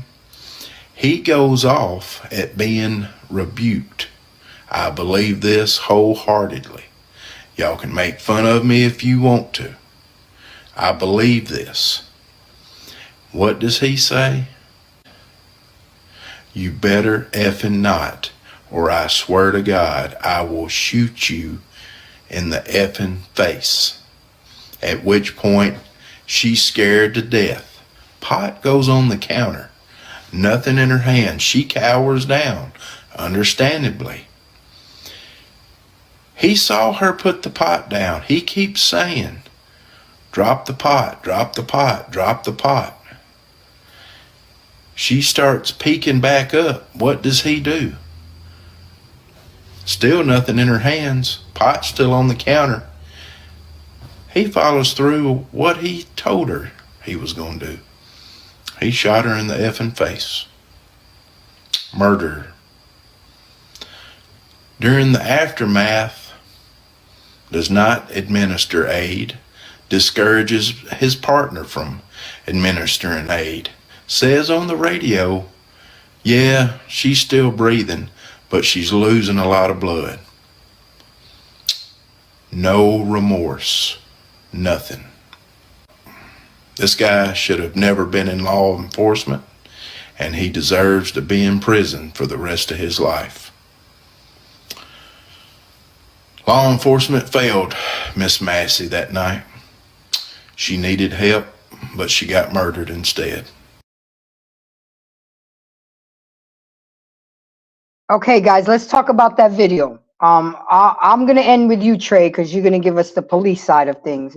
Our Pain, what do you think about that video that you heard? I saw that. I saw that, and there's a few others. I think I saw one with a lady, police officer. I mean, I hear him. I hear what he's saying. Listen, back in the day, you would never get a cop, no matter what the egregious situation was, talking like that about a police-involved shooting. I've never seen it before. I think even now, today, this is kind of new to me to hear multiple police officers coming out in uniform on social media saying these things. That's new to me. So I mean, this guy should go down, and we all know it. But I give, and here's the thing. Just a couple of things I'm gonna end it here. The good thing about this is we don't got no Black Lives Matter bullshit going on. We don't have people going crazy other than what they're saying on the internet. I think the fact that they arrested this guy real quick, and he's going to have his day in court. She's going to have a chance to get justice. That's what I think. In all the years I've been around, that's all Black people actually was asking for. Don't give us no bullshit. Arrest this guy and let him prove his innocence. If he's innocent, or let him prove his guilt. But don't be giving us all this other bullshit. The new investigation got to come in and all this other horse shit. We don't want to hear that. I haven't seen any protests out in the street or any kind of stuff. People are just pissed, but we want to see what happens in the courtroom. And that's the way it should be. I kind of want to give the Black community a high five for not being fucking assholes over this shit. Be mad, be upset, but let's see the wheels of justice turn. Let's see how them turn. Josh, what do you have to say about that video? Oh, y'all gonna hate me. Oh, you know it's gonna be bad. Let me see if I can dummy it down and try to be somewhat polite about it. I got no empathy, period. At the end of the day, so the officer shows up for what did she originally call for? Somebody Possible intruder. Yeah, somebody in the house on the property kind of thing. Yeah, okay. So officer shows up. He's probably pissy. Of course, if I had to work city or county, I'd be pissy. I'm pissy now as a Fed, right? Like this bothers the crap out of me. I'd hate to deal with that because I already dislike society. And think about it. He shows up, comes in the door, looks around the house, apparently, doesn't find anything, doesn't find any evidence of anybody running around. So he's going to turn his attention to the caller who's coming across as a little fruity or crazy kind of thing. And you expect him to be what? Do you expect him to be a cop or a psychologist? Pick one. My problem isn't any longer with government officers or government agencies. It's now with society. I actually consider society to be the enemy. I'm on the flip side here. And now I'm on this side where I just don't like society anymore. People do stupid shit and then society backs them in masses doing more stupid shit. And this is what we come down to. All you guys are going to do is make things worse. They arrested the officer. Sure. If you make a threat and then carry that threat out, that's going to generally be construed as first-degree murder. I can't say, like, even me at work, well, technically it wouldn't apply to me, but if I were to say I'm going to kill somebody and then 5 minutes later shoot somebody, obviously that's going to come down the pike. He gets arrested. What happens if he gets released from these charges? Who does that officer then get to sue? So he's gonna no matter what happens to this, your department's going to fail. You're not going to get better cops out of this system. You're going to get worse. Grab your pitchfork, get angry, get pissy. It'll just get worse for your neighborhood. That's crazy. I mean, that's crazy. I mean, I don't understand why we can't come up with a solution. Why we can't just do better. Not the problem. Society is. It's society's getting worse and demanding a higher expectation from government. The problem isn't the government. You guys are the government. If the government's a problem, it's because of shitty people. Period. So what about you, Trey? Here we go. Land this one. Yeah, I don't know what the fuck Josh is talking about. That shit sounds crazy to me. The fact of the matter is that the question was his behavior justified? And a lot of police officers that I know, that I've spoken to, and I rarely even have a conversation with my daughter's mom, but she's still in law enforcement. She's a sergeant now. We were talking about it, and we were both coming up empty with air to try to justify this. I don't quite see how they do it. I will give him his, I will always give people their due process because that's the system in which we're built on. But I don't know how the fuck he gonna defend that. Now, there was no imminent danger. Well, I don't agree with that. I don't agree that there was no imminent danger. The pot is hot. The pot is hot. The question is was the pot a weapon? That's the question we have to ask. Was the pot a weapon? Now, he's going to be judged based on not what y'all think, but it's going to be based on what a reasonable officer would think. I would consider myself to be a reasonable officer. I wouldn't consider the pot to be a weapon. Mm-hmm. Now, here's the thing. I've dealt with a lot of mentally ill. You talking about your bipolars and your schizos and your paranoid schizos. And you get these calls every night. And you go to these same homes every night. And the rumor is that they were at that house the night before. Right? And you go to the same house over and over and over and over and over and over. right? Can it build some resentment? Yeah. Especially if you're working on something. If you're in the middle of, a warrant case or something that, you feel like it's actually going to help the community, but you got to stop and go to this house because she said somebody's walking around. It can be a little irritating. However, that's not really an excuse. It doesn't really matter. Don't matter. The call for service is a part of your job. You have to take it and deal with it. But the question is if you've been there, because how I always did it, Grace, was if I've been to this house 5 times in the last month, there's no need for me to go in your house. I already know what time it is here. Right? He asked her, you taking your medication? She said, yeah, I'm taking. Okay, cool. All right, well, look, we walked around, we looked, we didn't see anything. We'll be in the area all night and just keep it moving. You're right. He didn't have to come in the house. You never have to go in the house as an officer. Never. The only time I ever really went in the house is because it was too damn cold outside. I'm dead serious. If I didn't have to go in your house, I didn't go in your house. And you know why? It's for my safety. You know where all the guns and the weapons are in there. I don't. So why the hell would I go in there? There's no need for me to go in there. I cannot find, and I watched the video several times because I was on This Might Be Risky earlier. And I've been watching the video. I've watched it several times, and I can't find anything justifiable about it. I mean, you could have tased her. No, well, why? Not if it's water involved, then she'll just get electrocuted. So I don't know about that. But you got pepper spray, and here's the thing: police officers aren't taught to run away. No. You're just not taught to run away, right? You're not taught to retreat. We're always taught to go forward. I think the training has to change. That in situations that aren't involving active shooters or somebody's life is an imminent threat or imminent danger, retreat has to be an option.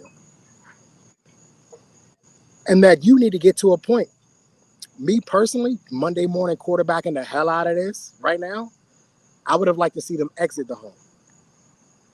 And if she want to tear up her shit, let her tear her shit up. It's hers. There's no crime in tearing up your own shit, right? But I would have liked to see them retreat from the home, maybe take up a defensive position outside and call her outside to where she's at a less of an advantage. If that's the route you need to go, right? I don't see why you would need to, but if you need to get to that point, but you need to put her call her outside and do it outside. But the training isn't, let's get out of here. That's just not the training.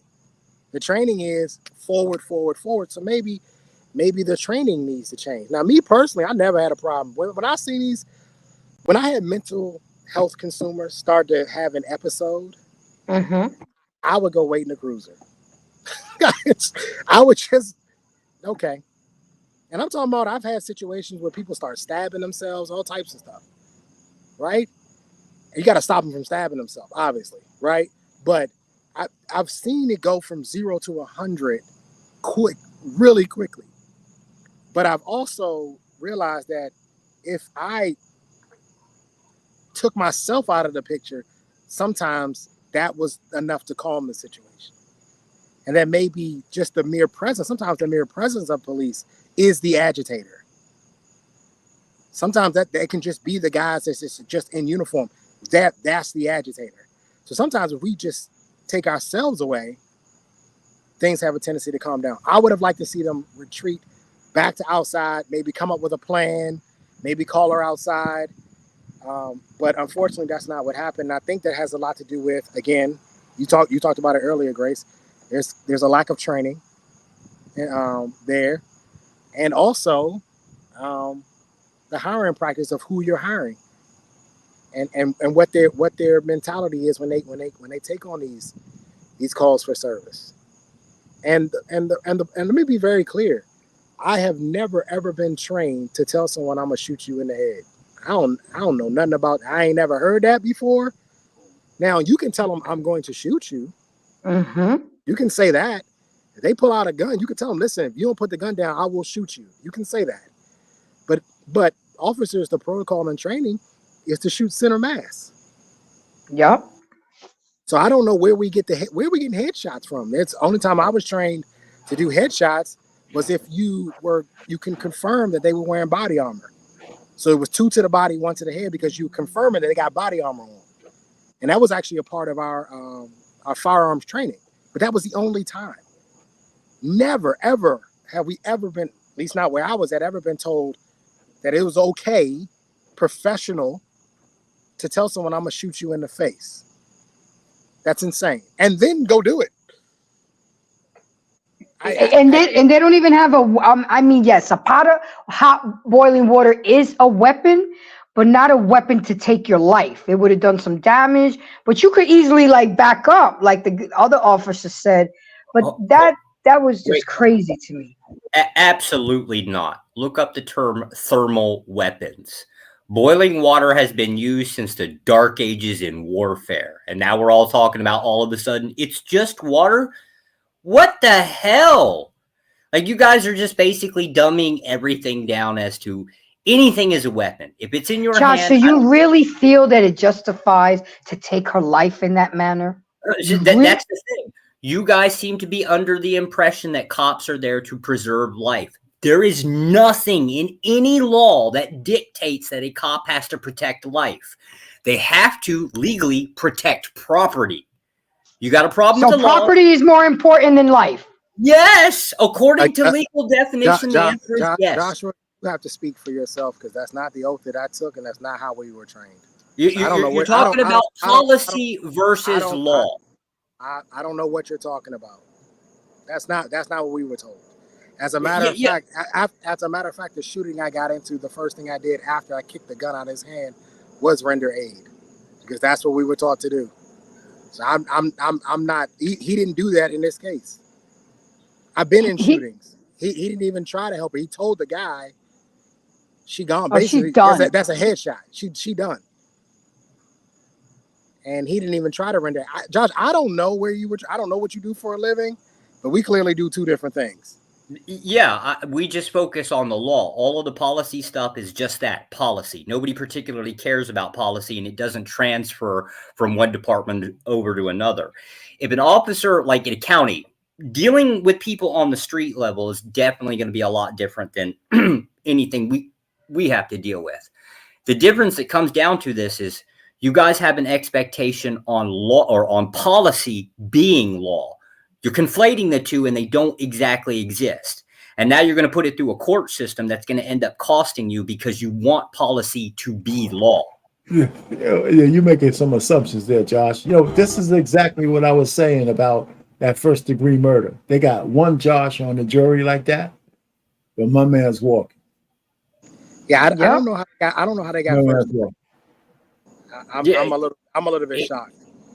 Of course. Think about it. The entire situation. The lady was apparently on medication. She had mental problems, right? Neighbors didn't care about her. But you care about her now all of a sudden that she's got a hole in her head. She deserved to die. Is that what you're saying, Josh? At the end of the day, nobody really honestly cared about her until she died. Hold on for a second. I would agree with you that if she was making a move to throw the water, the frill chick she would have to lift that up and hurl it. Wait, hold on. No, that's not what the guy. That's not what the way down. No, that's not what the guy said. Who was just the autopsy shows that she was the trajectory of the bullet is that she was kneeling. So the pot was on the counter. She didn't even have the pot in her hand. But the cop that just came on said she didn't even have the pot in her hand. So I'm hearing what you're saying, but you're making up your own scenario. I'm going off the video. Well, listen, so you saw the video better than the cop who was just on. He probably had a better. I mean, I don't know what feed you saw, but this guy said he saw it many times. So we have to believe you or we can believe him. She didn't have to pot in her hand and throw it at him. At least that's what the cop said. Yeah, what somebody said. That's exactly you're saying the opposite. So we should believe you over him or what? Of course. That's what the court system is for. That's right. See, but okay, so I have one quick question for Trey. And then we're gonna the what's going velvet on, Liz? voice of YouTube is on the panel. Yeah. Trey, do you not exercise common sense in your in your training?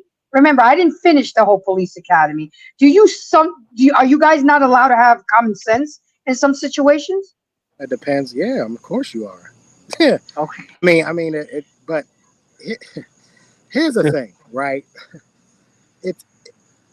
It's a damn if you do, damn if you don't situation sometimes, right? If I do something that is more practical or pragmatic, but that goes against the general order or my training, that's my ass. And no matter how much I say, this makes more sense, they're going to say, we don't care. This is what's written in the general order. You were supposed to do it this way. Now, here's the thing. When it comes to the use of force model, which is what they use to determine what type of force to use, there's a level of threat perception, right? And you sort of kind of have to, you kind of figure that out on like where you're at on that scale, right? I just found it quite interesting that his threat perception seemed to jump through the roof, because that's what he's going to say. It seemed to jump through the roof, while the other guy that was with him, his threat perception, I don't even think, he took his gun out after the other guy took his gun out. I saw that. And he actually flagged him because the guy stepped in front of him. So he actually flagged him with his weapon, right? Twice. Right. So I wonder.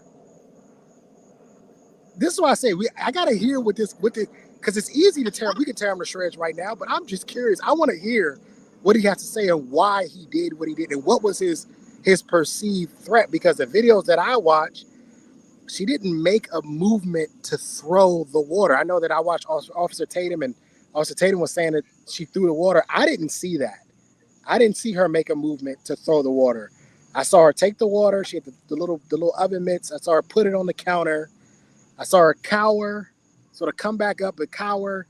I never saw the movement in which someone would take a pot at, this motion or that motion, or, any kind of motion that would signify you're trying to throw something at me.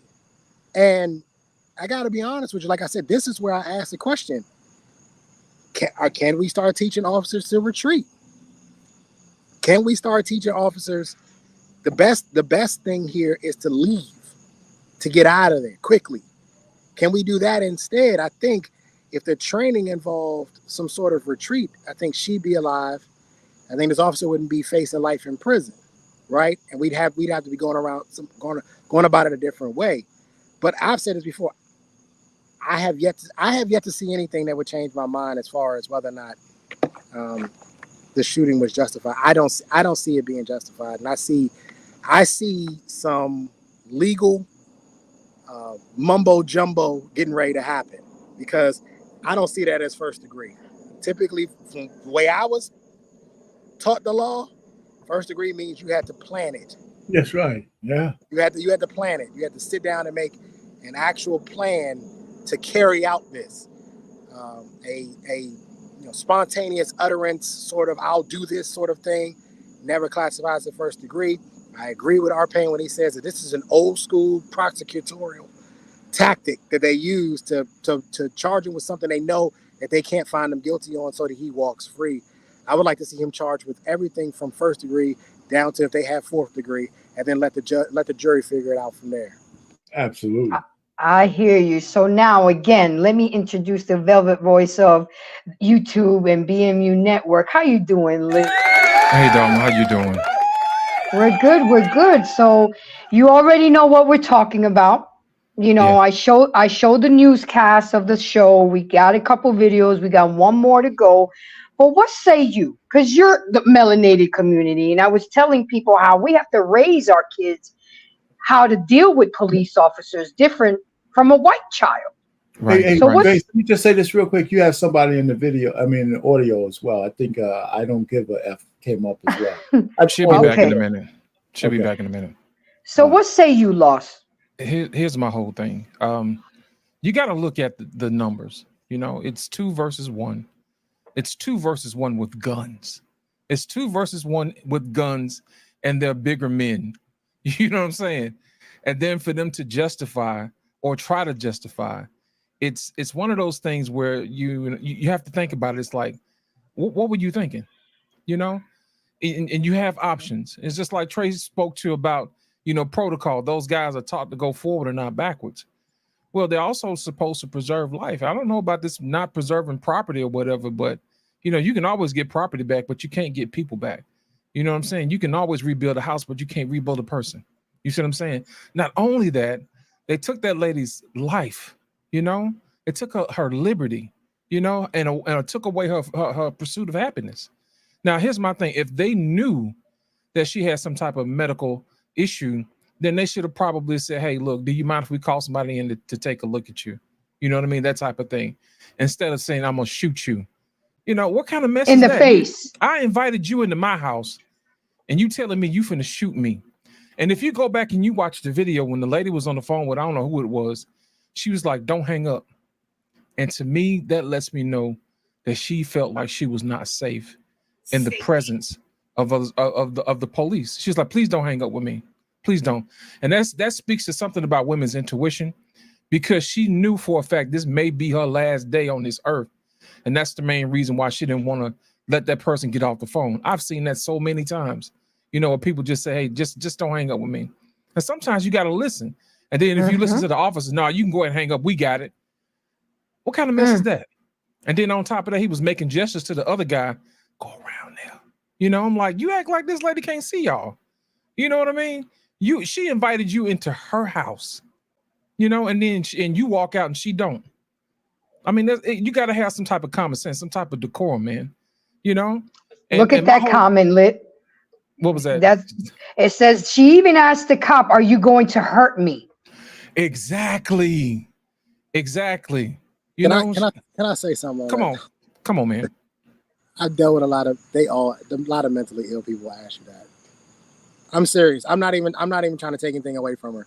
I'm in a lot of homes, and the first thing they say is, please don't do anything to me, because they probably had a bad experience from previously. So that's not out of the realm of possibility for somebody who is schizophrenic or bipolar or multiple personality disorder, or something along those lines, to say, hey, please don't hurt me. And then what I will say this though, Lit, I also agree with you. This is where I've said before, got to stop sending police to deal with people who have psychological issues. Thank you. You have to stop. This has to stop, right? And what needs to be, but the only problem is, Lit, though, because we tried this in the department I was at. Right. They won't go in without us. What do you mean they won't go in? The police? No. The psychologists. Okay. They won't go in without us. Okay. And I've been in situations where if the person's having an episode, right, they bail.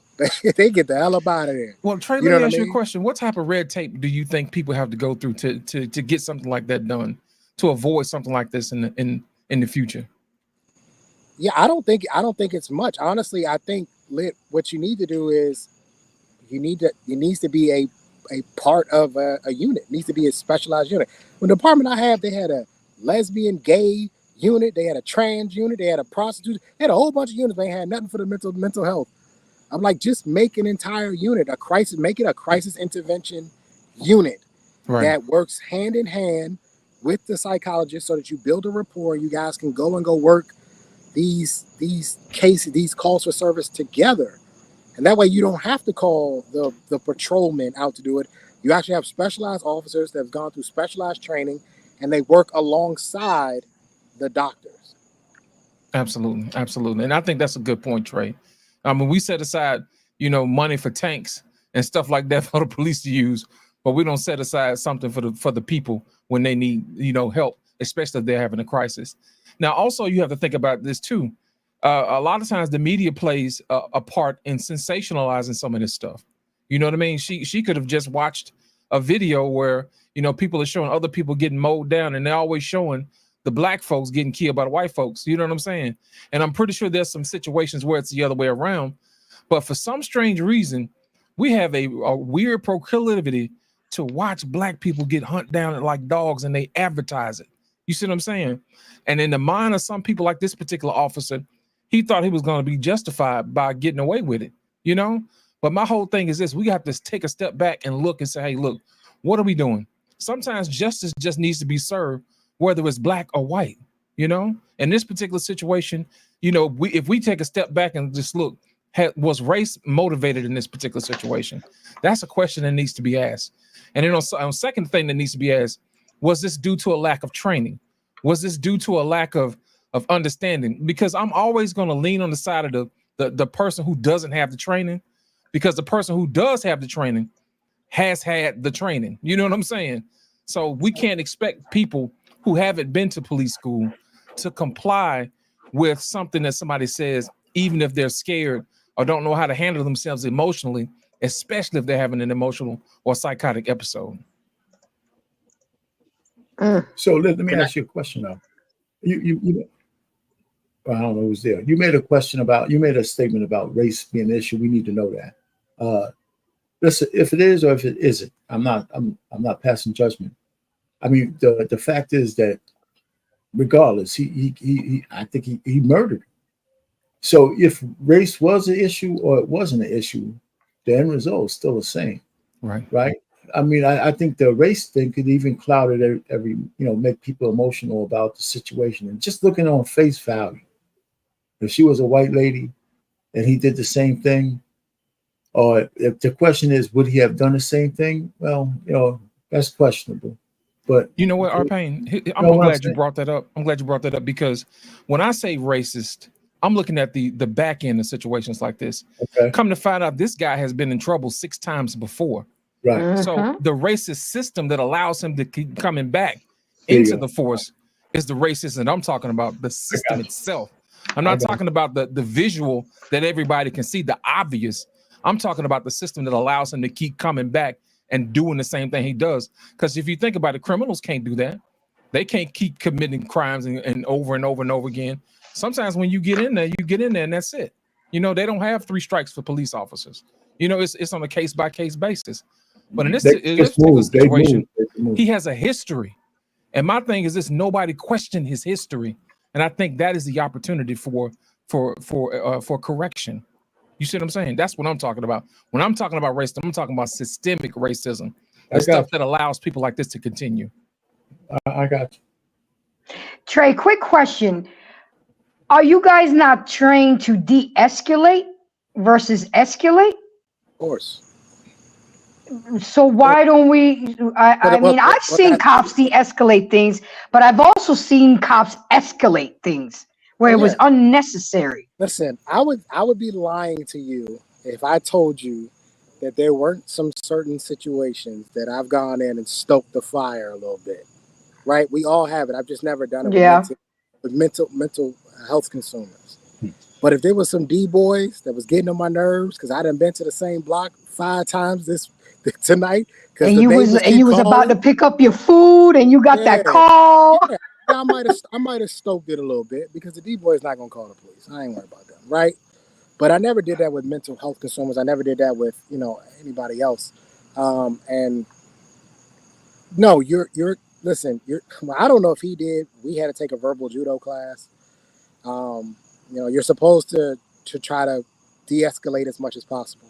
On the use of force continuum, there's a level called cooperative. It's like way at the bottom. It's typically in the color blue. Blue, obviously, for cool and calm and all that, right? So you're supposed to try to get them to talk to you. But here's the thing. I didn't see anything from her that would have needed to be, you know what I mean? Like, you would have needed to use the verbal judo. Typically, when you use this verbal judo, it's because of the other person. And so you got to bring them down. It's not typically because of the officer. But this was the reverse. He's the one that needed it. He needed it, exactly. He needed a verbal judo because even when he asked, what's taking you so long to answer the door? That's not. I've never answered that. I've never asked that question, and I've had people take 10 minutes to open the door. And officer, I had a gun. I had to hide all the guns and drugs. Give me a chance. Don't say that. I know. But you know what I mean? Like, my question was always, are you okay? You good? Because here's what I think. The normal person, if you knock on the door, maybe a minute. If you were to break it down, maybe a minute. If they're in the back of the house, they got to walk to the front of the house. I mean, if they're upstairs, they got to come downstairs. If you account for age and all that, maybe it might take a person about 60 seconds to open the door. Anything past that, I'm actually thinking, are you here alone? Because that's what I think in my head. Are you here alone? Are you by yourself? Are you okay? You know, wink, like send me a signal. You all right here? Because remember what the call was for. What was the call for? An intruder outside. So did that person get in the house? Are they in there? Is that what took you so long to answer the door? Right? Like that's how I would have been thinking about it. Yeah, blink once, twice if you're okay, Yeah. you know. Yeah. Do you need to go sit in my cruiser? That was my favorite line. You want to go sit in my cruiser? Because it got you away from whatever you were in. And if they were like, yeah, I already knew, okay, something going on. I would tell the officer, go in the back of the house. And I would say, you know, you mind if I sweep your house? You mind if I go in? Yeah, no, go ahead. I did that one time, and the lady told me, she's like, he in the attic. I said, well, damn, okay. And sure enough, he was in the attic. He was exactly where she told us he was. So his behavior from jump was all, you know, the way he asked her, you know, what's taking so long to answer the door? He wasn't de-escalating from the beginning. And that to me is why I think that's where majority of the people are the most frustrated. His verbiage, the things he was saying, his behavior, his lack of professionalism. Yeah, he killed her. We got a problem with that too. But it's all the other things that led up to that. I think that most of us, are having an issue. It's like, damn, dude, you weren't even. I mean, you was on go. You was on go from the beginning. Yep, he came in hot. He came in hot. You know what, Trey? Here's the thing. I don't think a lot of people understand that we have our own lingo, and we can see stuff happens before it happens because we're used to dealing with each other. Like if somebody talked to you disrespectful or something like that, you know, it's like, you know, you gonna take that bass out your voice when you talking to me, or you trying to son me? You know what I'm saying? We got our own language, but to people who's not familiar with us and how we do things, when you get a quarter of your peers, it's gonna look completely different to them because they're not us. They're not like us. They don't speak the same language. They don't understand the vernacular, the nuances and how we move. So when he gets in front of a jury of his peers, he might get in front of some folks that say, you know what? I think he felt threatened. You know, she had a boiling pot of lava, hot water, Greek fire, you know what I'm saying? All up in that thing. You know what I'm saying? She was about to hit him with the oodles and noodles and oxtails. You know how long that was going to take to get that out of his uniform? You know, foolishness like that. But like I said, man, justice is one of those things, man. You gotta work with it until it don't work, man. You know, I mean, that's what separates us from everyone else. You know, you're innocent until proven guilty. And this guy is in court and he will have his day. And Lit, I'm telling you, this is getting ready to be the hottest pot of water anybody has ever had. Oh, yes. I mean, the way they're going to describe this water, I'm telling you, when they break this down, they're going to describe this water as being, this thing is, I mean, it is from the depths of hell hot. It is hot. That's right. And they're going to be checking the hot water tank. Is it set to 130 degrees? Did it burn a hole through the floor? I mean, they are going to make this, because they don't really have a choice. I will also say this to Arpane's point. I think this happened so quick. His arrest, the charge happened so quick to avoid the protest and the looting and what we know more than likely was probably going to come. I think they moved quickly so they didn't have those issues. And I gotta be honest with you, Arpane, all of that makes me nervous. The speed in which they're moving with this makes me a little nervous, because when you move this fast, mistakes can be made prosecutorially. Mistakes can be made when you move this fast. Remember, the defense's job is just to cast doubt. Exactly. They don't actually have to prove him innocent of anything. They just have to cast enough doubt to say, well, maybe she did throw the water, and boom, he's a free man, right? So I'm just being honest. I'm coming from where I'm coming from. I think the speed in which a lot of this is making me a little nervous. I would have liked to see a day or two go by and him having to turn himself in with something. Yeah, you might have had a riot or two, but at least I don't know. I would have felt a little bit more easy about it. I feel uneasy about the charges, the first degree, the second degree. Yeah, man.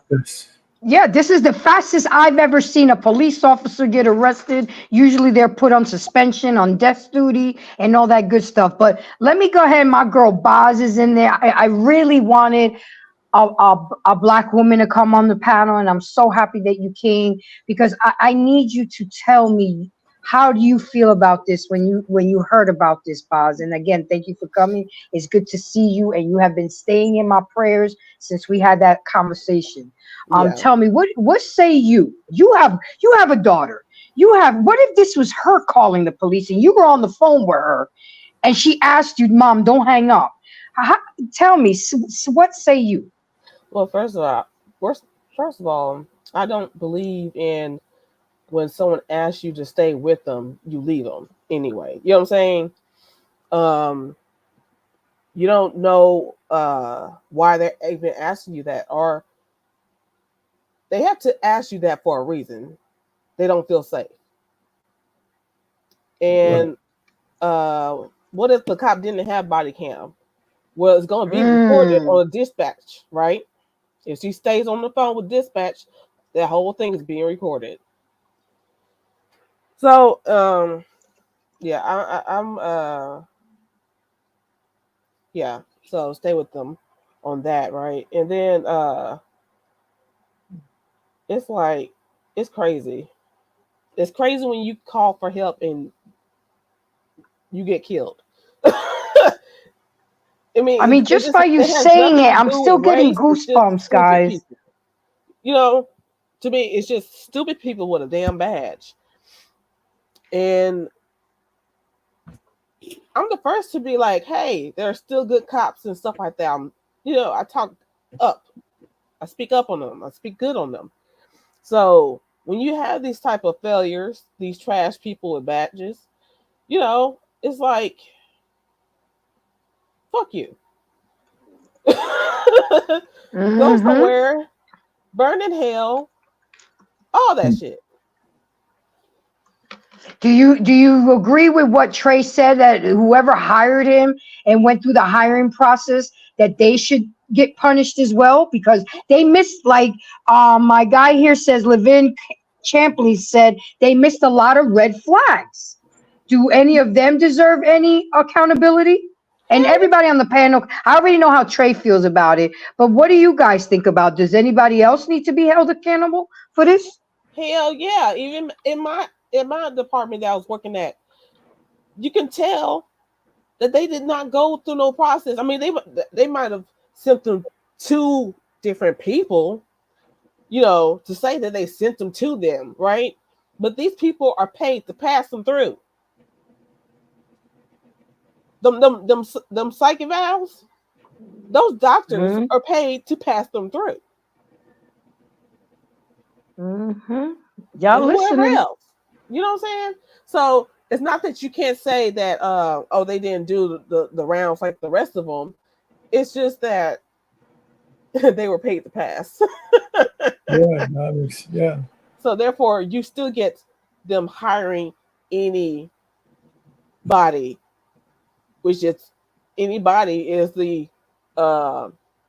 people who don't deserve it, right? They cannot be trusted with a badge and a gun.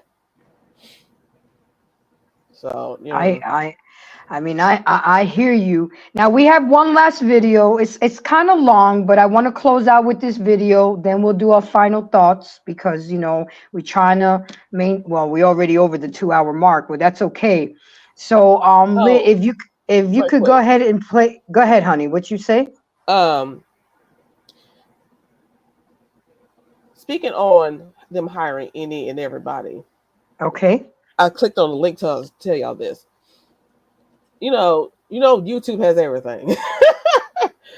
So you can look up, I forgot what the actual search is, right? But it's a video of cops dealing with people with mental issues.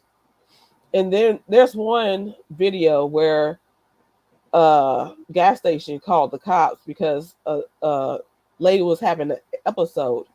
She locked herself in the bathroom and she was having an episode. And they get there and the female cop is up there saying, come out here, or I'm going to do this, that, and the other to you. You're supposed to be helping this person. You know, this is what the people at the gas station people called them for, was to get help dealing with this person. Mm-hmm. And the cops out there out the door threatening her. Like, who the hell's gonna open the door for that shit?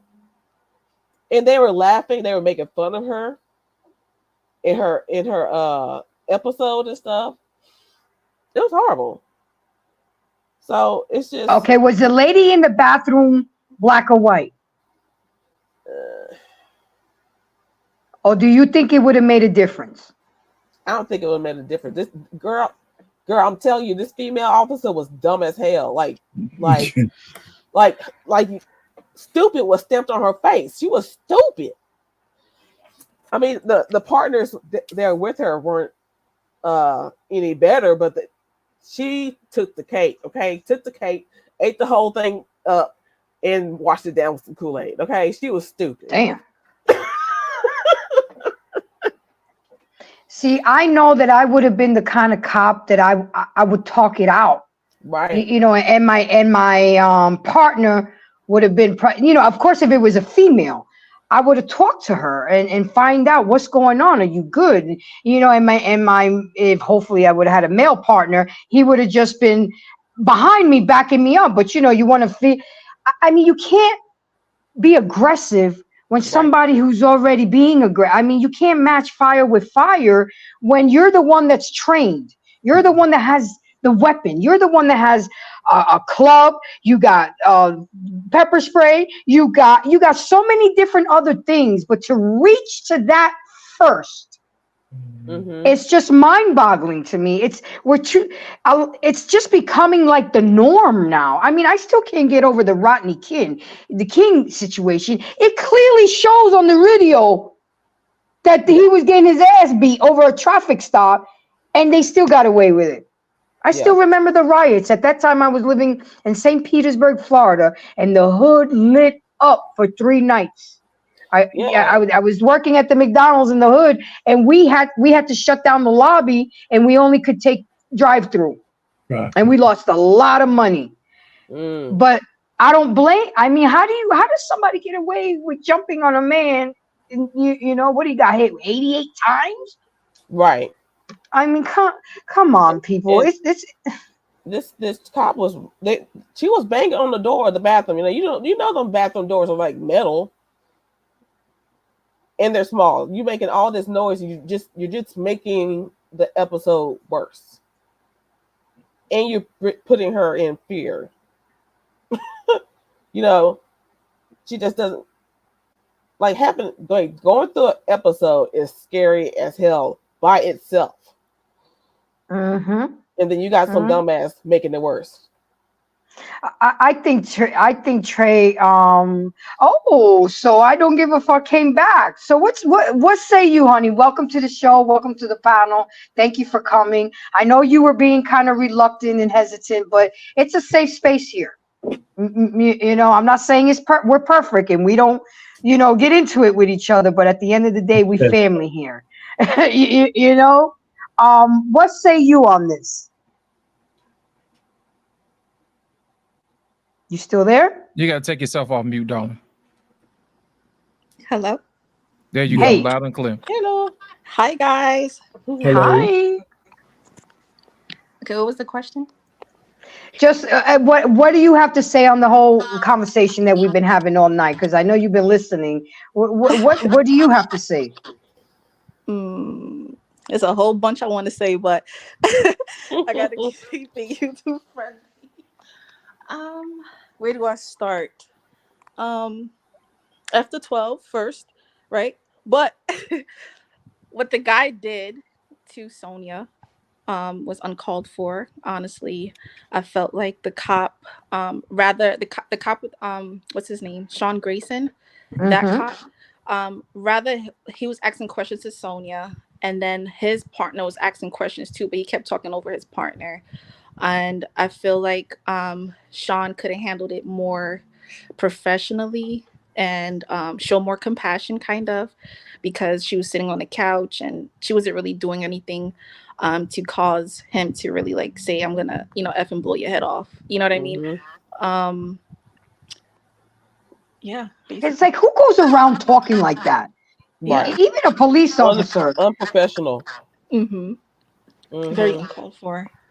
And then for her to go in the kitchen and turn off the stove, and she did not even throw the hot water at him. Honestly, she was holding the pot. Like, I don't know why he felt threatened, literally. And then when he asked his partner, "Is your camera on?"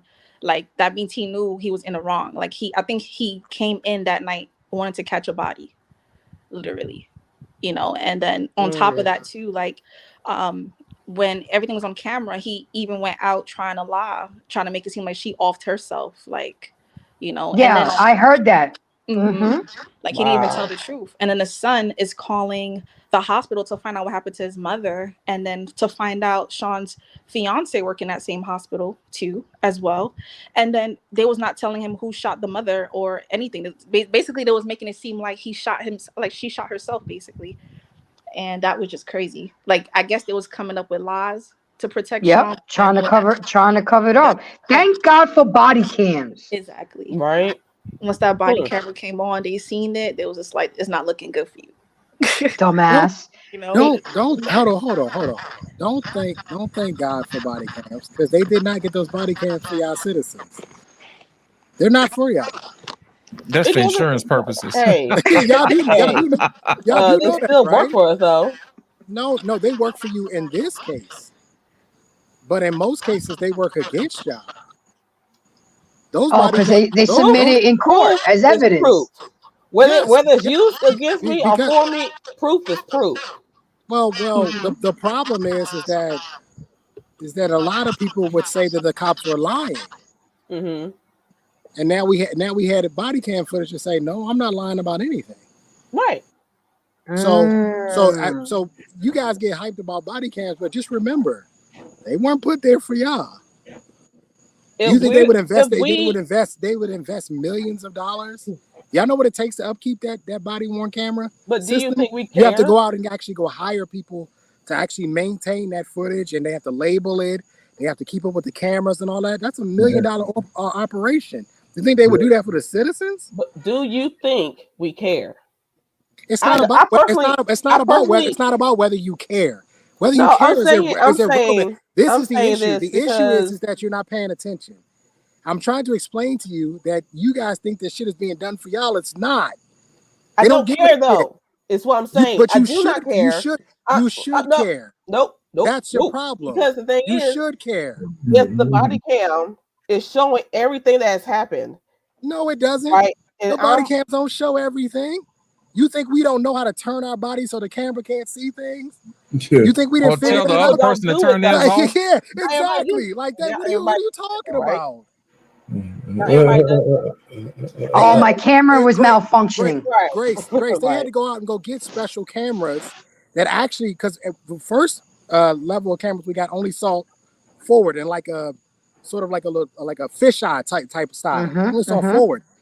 They realized that we was getting too good and knowing how to position our body and all that. They actually went out and bought new cameras that see with from wide the angle side. lens. Yeah, they see on the side now too, so that you can have a full 360 coverage. And they still didn't do that for the citizens. That still wasn't for the citizens. It was still for us. Damn. Now, Trey, let me ask you this: what would have happened if she had a in-home camera system showing all 4 angles of the corner of that particular room? Listen, with the way this operation was going, let me tell you what's supposed to happen. Go ahead. And then you can make up your determination of what you probably think would have happened. What's supposed to happen is that you're supposed to write up a warrant and go get that information and go get that footage, and it would be submitted into evidence, right? Right. Undoctored, unedited, right? Untouched. I don't believe that the way this operation was going and the silly crap was coming out of his mouth post shooting, that this organization, this agency would have been forthright with that. I don't think they would have done it the right way. I think they would have tried to doctor that in some way. Only good thing about the body worn camera footage, you can't doctor it. I know people say, "Oh, they edited." You can't. It's the way. However that system, however they built that system, it literally. I don't know if you guys noticed, but it beeps. Y'all ever hear me go beep beep like that? Now you can turn it off, by the way. I just want to let y'all know that you can turn that off, but most officers don't. That beep beep, it's there on purpose to let you know the camera's on. That's actually for y'all to let y'all know the camera's on. So if you hear the beep beep, right, the red light is for us, so we know that it's on. So what should have happened is they should have went and got that footage if it was there, and it should have been entered into evidence untouched. I just don't believe they would have done that. I believe that they would have tried to say the files are corrupted, or they would have figured something. Yeah, all the files were fine until we get to this day, in this particular moment. And all of a sudden, we have a failure. We have technical difficulties, you know. I think that speaks for itself, to be honest. That's crazy. Yes, Travel One. That's exactly what I'm saying. I'm saying that cops can trick the camera angles. Listen, I don't understand what you guys think. Cops are human. Anytime you have I agree with you on that one. Anybody, I'm talking about Travel One. Anybody that has, anytime the humans are involved, they're gonna be some fuckery. There's gonna be some fuckery. Like, I don't know why y'all. It's not robots. So yes, Trey, that's exactly what I'm saying. Travel One is that officers figured out how to, because here's the thing. This is the way they used to do it. Lit. They would watch your, like, say me, you, and Arpain were on the scene. They would watch Arpain to say, okay, Arpain saw this. We're gonna ask him about that. And then they would look at yours, Lit, and say, Lit, okay, Lit saw this, so we're gonna ask him about that. And they would look at mine and say, right, Lit, you would learn. I'm not saying you would do this, but you would learn to turn your body away. So I ain't see that. So they can't ask you about it. Exactly. You see what I'm saying? Ask me no questions, I'll tell you no lies. Right, because now you can't say that he's lying, because the only proof you would have had was the body worn camera, but his body worn camera didn't pick that up. So you can't say that he was lying. See, here's the thing, Trey. They don't understand that cops are trained at catching criminals. So they would probably catch a few things or learn a few things along the way. You know what I'm saying? Yeah. I don't think people would take that into consideration. Break the law the most? Exactly. The ones who know about it, Because you know how to break them and how to get away with them. Hello. All right, so let's go ahead and show this last video. Again, it's a little bit lengthy, but I think it's going to be a good one. Sonya Massey. I'm going to say her name one more time because I want y'all to understand exactly who I'm talking about when I say her name. Sonya Massey. She just called law enforcement to her residence because of a possible intruder. Of course, officers respond, as we should do. Made contact with her, spoke with her for a little bit, and things turned sideways quickly. It escalated to Miss Massey being unalived by Officer Grayson. Macy went to the kitchen after speaking with the officers and removed water from off the stove. I don't necessarily know if his water was really inside it because I heard her turn on the water at the time she grabbed the pot. But she also made some statements towards the officers. I rebuke you in the name of Jesus. And this is when the demon come out of the officer. When she said that twice, he immediately said that to put that pot down, he was going to shoot her in the head. From my last 13 years of policing, I never knew water was an escalation of deadly force. Do you understand me? The use of force continuum is always officers have to go up one. Do you understand me? But I want you to understand this particular case right here. Boiling hot water. Let's say if it was real hot boiled water. It's not life-threatening. Yes, it's going to cause some injuries. Nobody wants water thrown on them that's hot. But it's not worth your life either. Do you understand me? And to see that video and to see Miss Massey be unalive because of some water, is just freaking mind-blowing. It's something always setting us back. Do you understand me? Because we got officers that's out here in the community. We got officers that do their job every day, literally protect and serve. Do you understand me? Every day. We got wonderful people that wear these badges. And then you get this person that happen to have a badge that set us back every time by doing dumb stuff, negligent stuff. It's ignorance. Do you understand me? You're not just affecting you when you make the bad choice. You affect not the families. You affect the law enforcement division itself throughout the world because of the way you responded. I'm making this video because to watch that video happen, it's sad. That should have never, Miss Massey should still have been here today, not losing her life because of a pot of water. Do you understand me? And I'm just hoping that other officers see this. And it's never to criticize us as a person. Do you understand me? But I also want y'all to understand that your action reflects all of us. Do you understand me? You are a representation of all of us throughout the world. Your actions determine the next move. And you got to understand, once you build that trust with the community, the last thing you want to do is have a setback. Have people don't want to believe in the police. Kids don't want to be the police anymore. I grew up with people wanting to be the police. But there's so much things that goes on with law enforcement sometimes, and it's real mind-blowing because it shouldn't go down that way. And you know what irks my nerve the worst with this incident is that not only after he allowed her, he lied and said that she charged at him with the hot water. We saw the video. She did not charge at him. He didn't. After the whole incident when he was outside, he called out her name. He said she was a crazy bee. Okay. And you know what put the cherry on the top? He was not recording. His body camera was not recording. Anytime you're dealing with the public, your body camera need to be rolling. Listen, it protects you just as much as it protects that citizen. Do you understand me? Thank God that other officer had his camera on, because no telling how the narrative could have been spun. We seen a slight spin on it of him being charged at. However, just picture the escalation it could have been if nobody had their cameras on. You could tell the other officers was a little bothered. If you look at the reflection hard enough from the door, you can see him holding his head. And then when he asks, should he go ahead and get the first aid kit, Officer Grayson discouraged him from getting it because this was a headshot. Really? A headshot that should have never happened.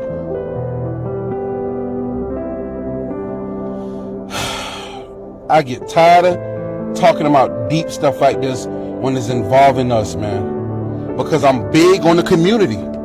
I love people. I love helping people. People say, why do I love my job so much? Because I love helping people. Yes, it's a basic answer, but it's the truth. Do you understand? That's from my heart. There's a lot of us like that in this world. Do you understand me? A lot of us. And then to see stuff like this happen, man, it's sad. Justice for Ms. Massey. That's all I want. She deserved that at least. She deserved it. I hope that she get the justice that she deserves. Because she should have been here today. Officers out there, I want you to understand, your action reflects on all of us throughout the world. Your actions breaks that trust with the community, the citizens. Do you understand me? I'm out, y'all. I love y'all. Everyone that just support us in general, law enforcement, hang in there with us, man. It's a lot of us out here that wear this badge and do a lot of good. A lot of good. But I make videos like this also to, yes, we holding them accountable. I want you to understand that we're not overlooking the messed up officers that do messed up stuff. I'm gonna leave with this: justice for Ms. Massey.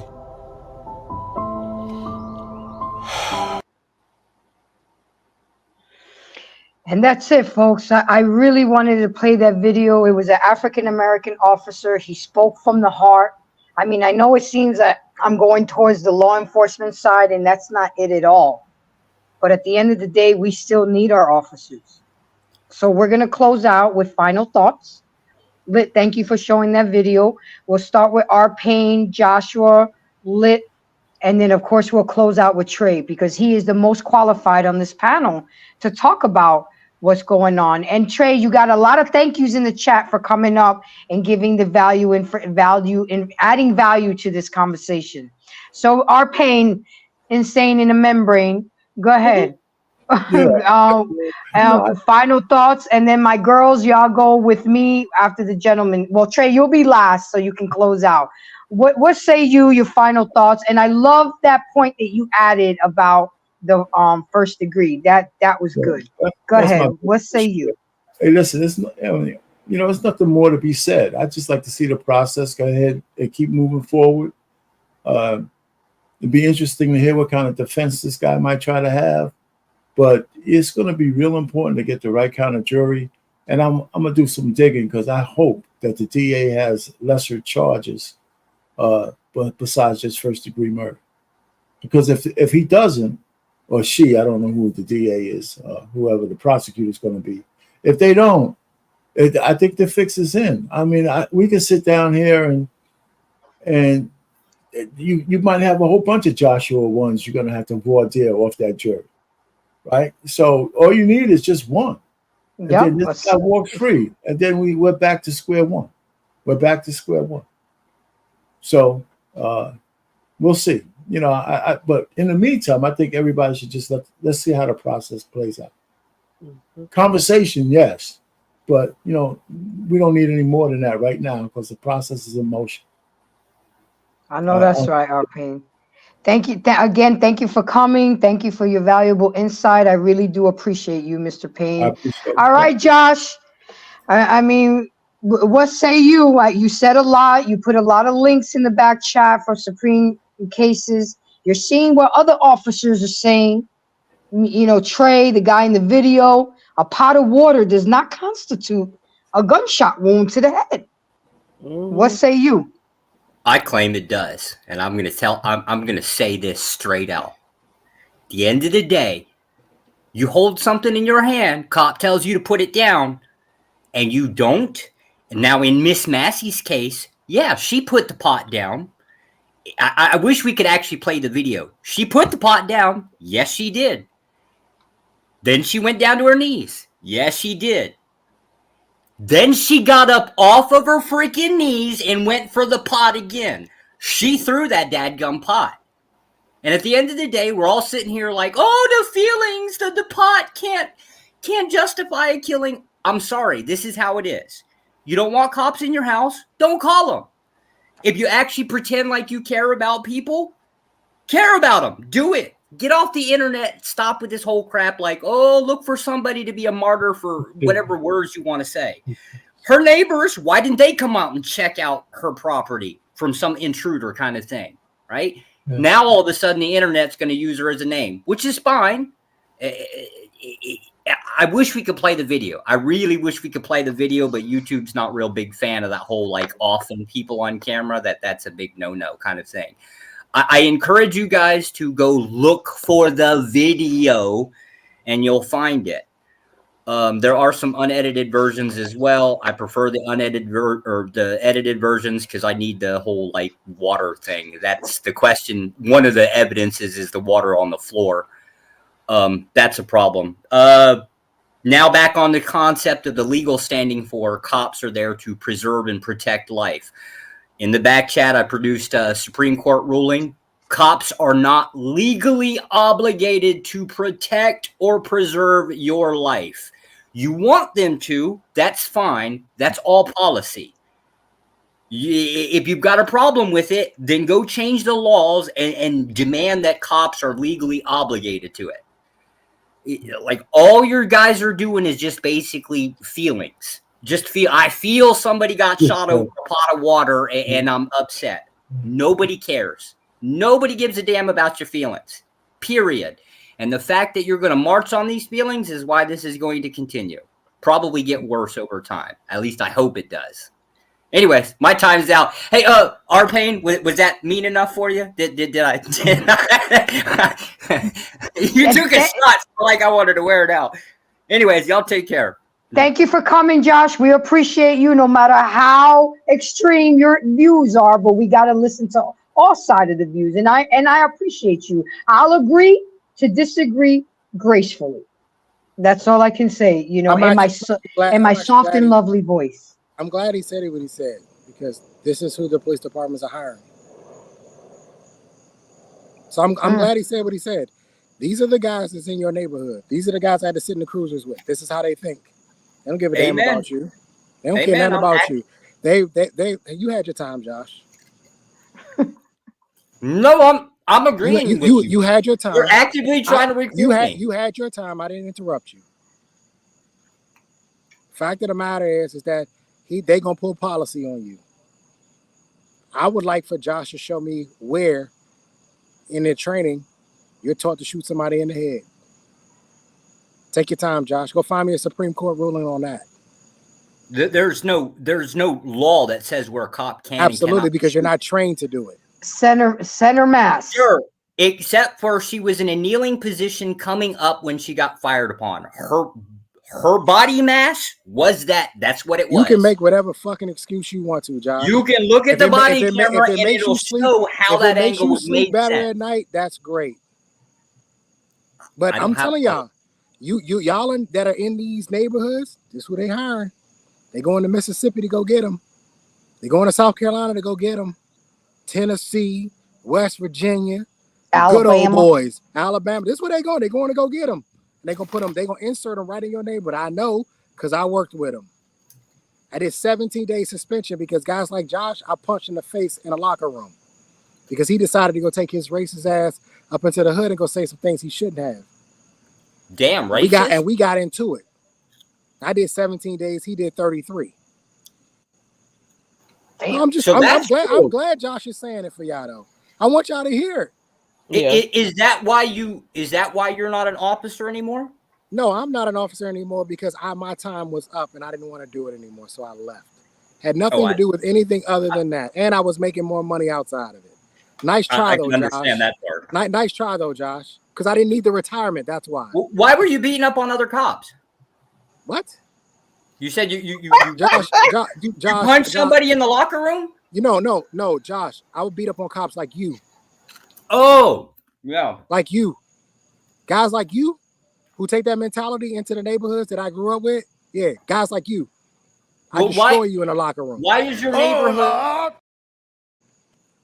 neighborhood calling for assistance? Like why it doesn't matter why they're calling. They're calling. You have a fucking job to do because you put a badge on and you took an oath. Go do your fucking job. There's no legal obligation to do. Guys like you, Josh, are the problem. You're the problem. You're not the solution. No, you're the problem because you want the policy to become law. You're not local because you wouldn't make it. You would not have made it with us. I get it. I get it. Why is county? I'm done, Grace. You can move on to the ladies. I'm done with him. Oh. He's a piece of trash for what he said. Oh, I'm not done yet. Oh. Well, let's get the ladies in, and then well, Trey, are you done with your final thoughts, or no. That wasn't my final thought. Okay. I want y'all to see. This is what they hire. I'm dead serious. I'm not playing around. This is what they hire.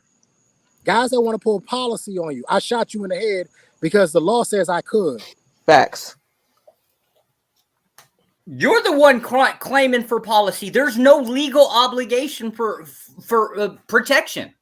A cop does not legally. I posted the Supreme Court ruling.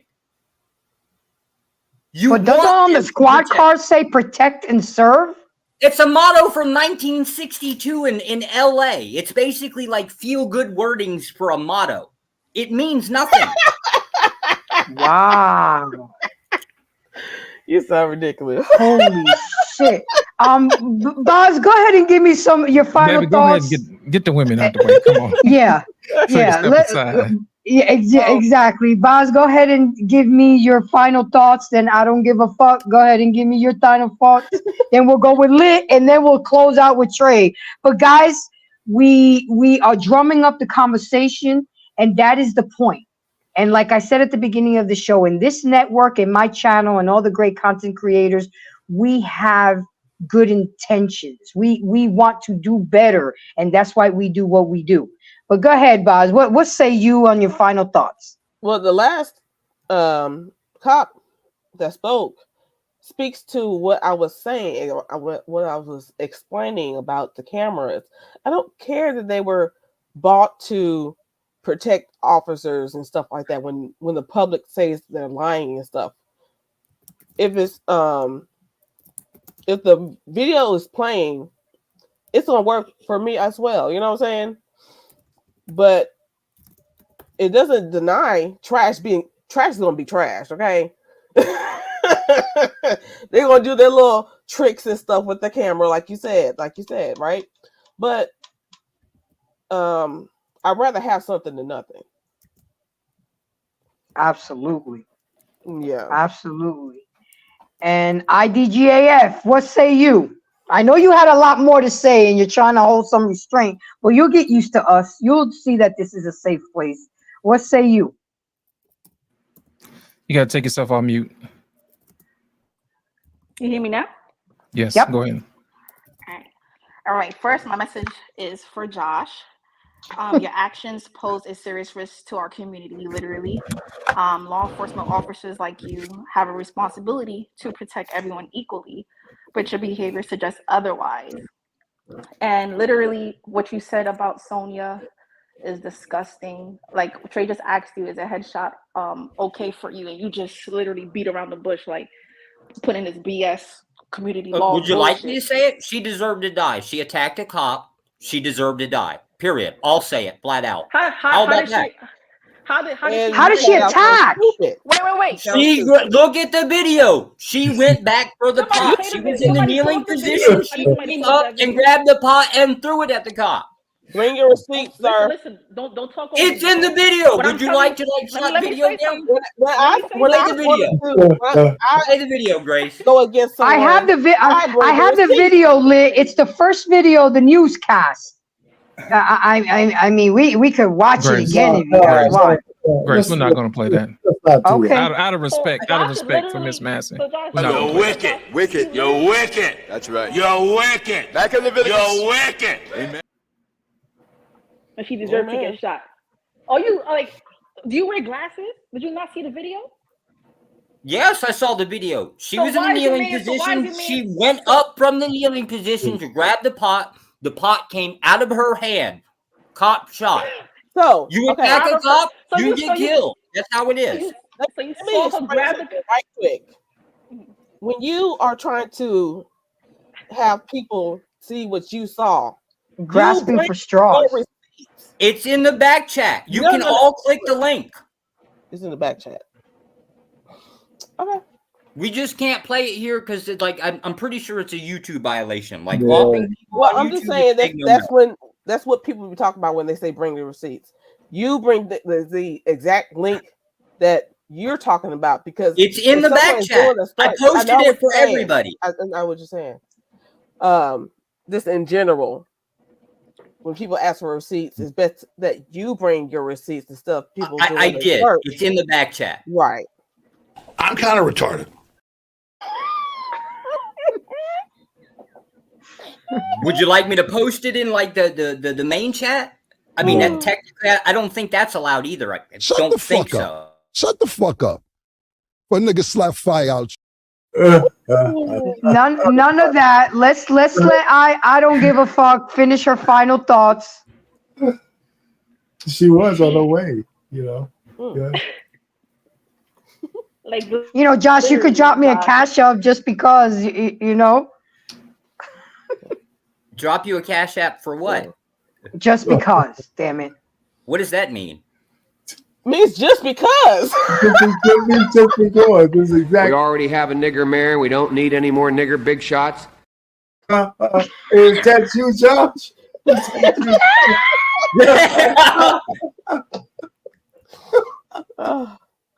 You think you just fell out of a coconut tree?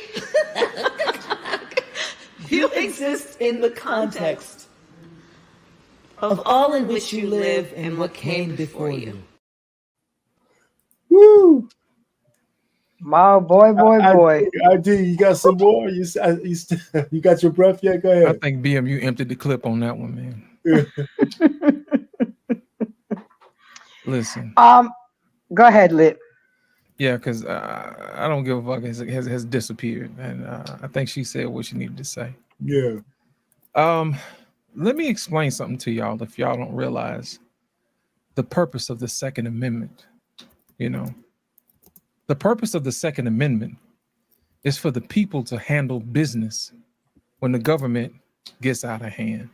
You know what I'm saying? And my thing is this: there are a lot more people on the streets than there are police. And I don't think that the police realize that. You see what I'm saying? I don't think they do. And that's the main reason why they teach you in Sunday school, an eye for an eye ain't gonna leave us both blind. You see what I'm saying? That's the reason why cooler heads should prevail. You know, just because you can delete somebody doesn't mean you should. And my whole thing is this: returning fire and then trying to justify it. That really doesn't endure or put other people in a safe position, because what it does, it puts all the officers in harm's way. Good officers like Trey and this other gentleman in the video will have to go out into the streets and contend with that. Now, here's the thing. Yep. What if someone saw this nice gentleman or somebody like Trey performing their duties as officers, and they say, you know what? I saw what y'all did to Miss Massey. I'm going to take you out. Well, guess what happens? Trey's daughter loses her daddy. You see what I'm saying? And those are the things that we don't take into the consideration. This young man who was just on the video has a family as well too.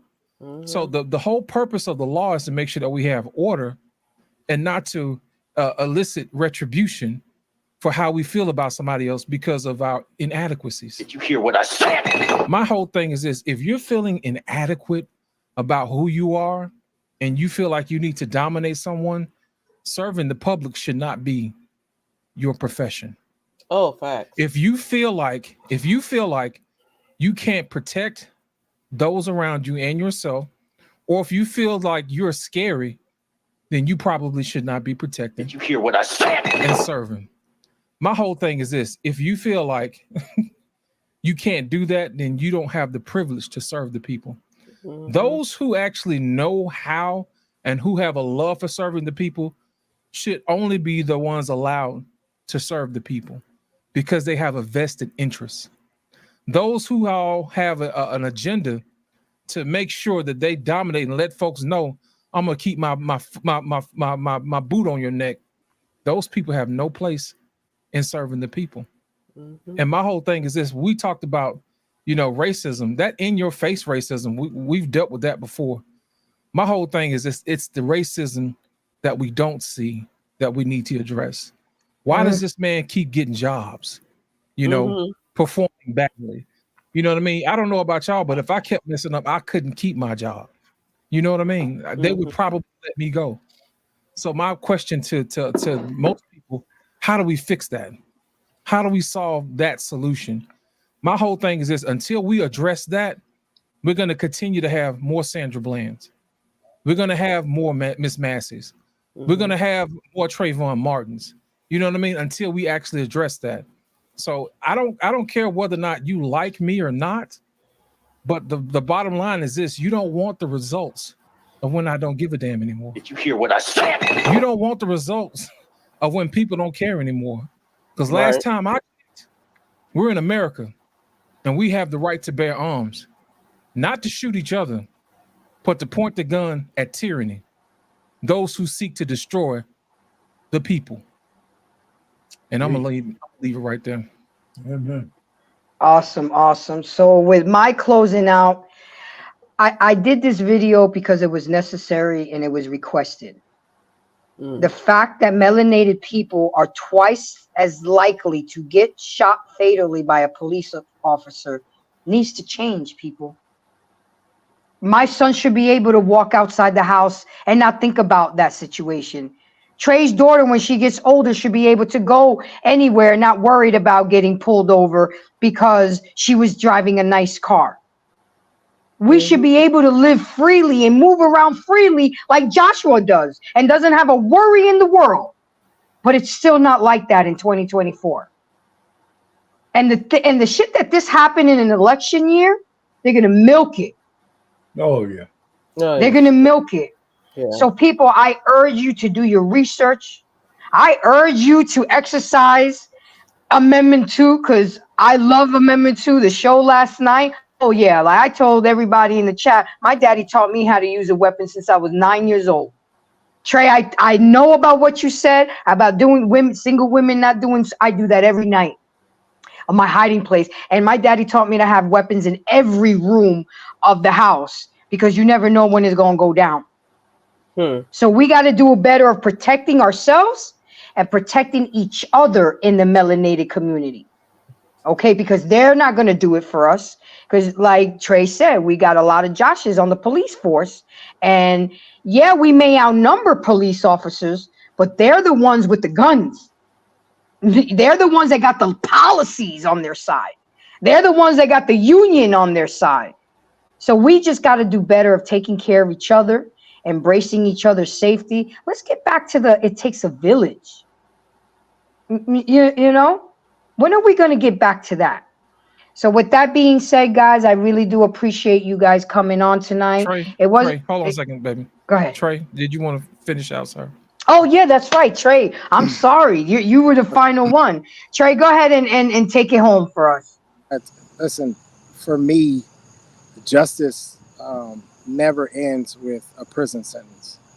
True justice comes with change in general orders, tactics, and training that reflect better policing.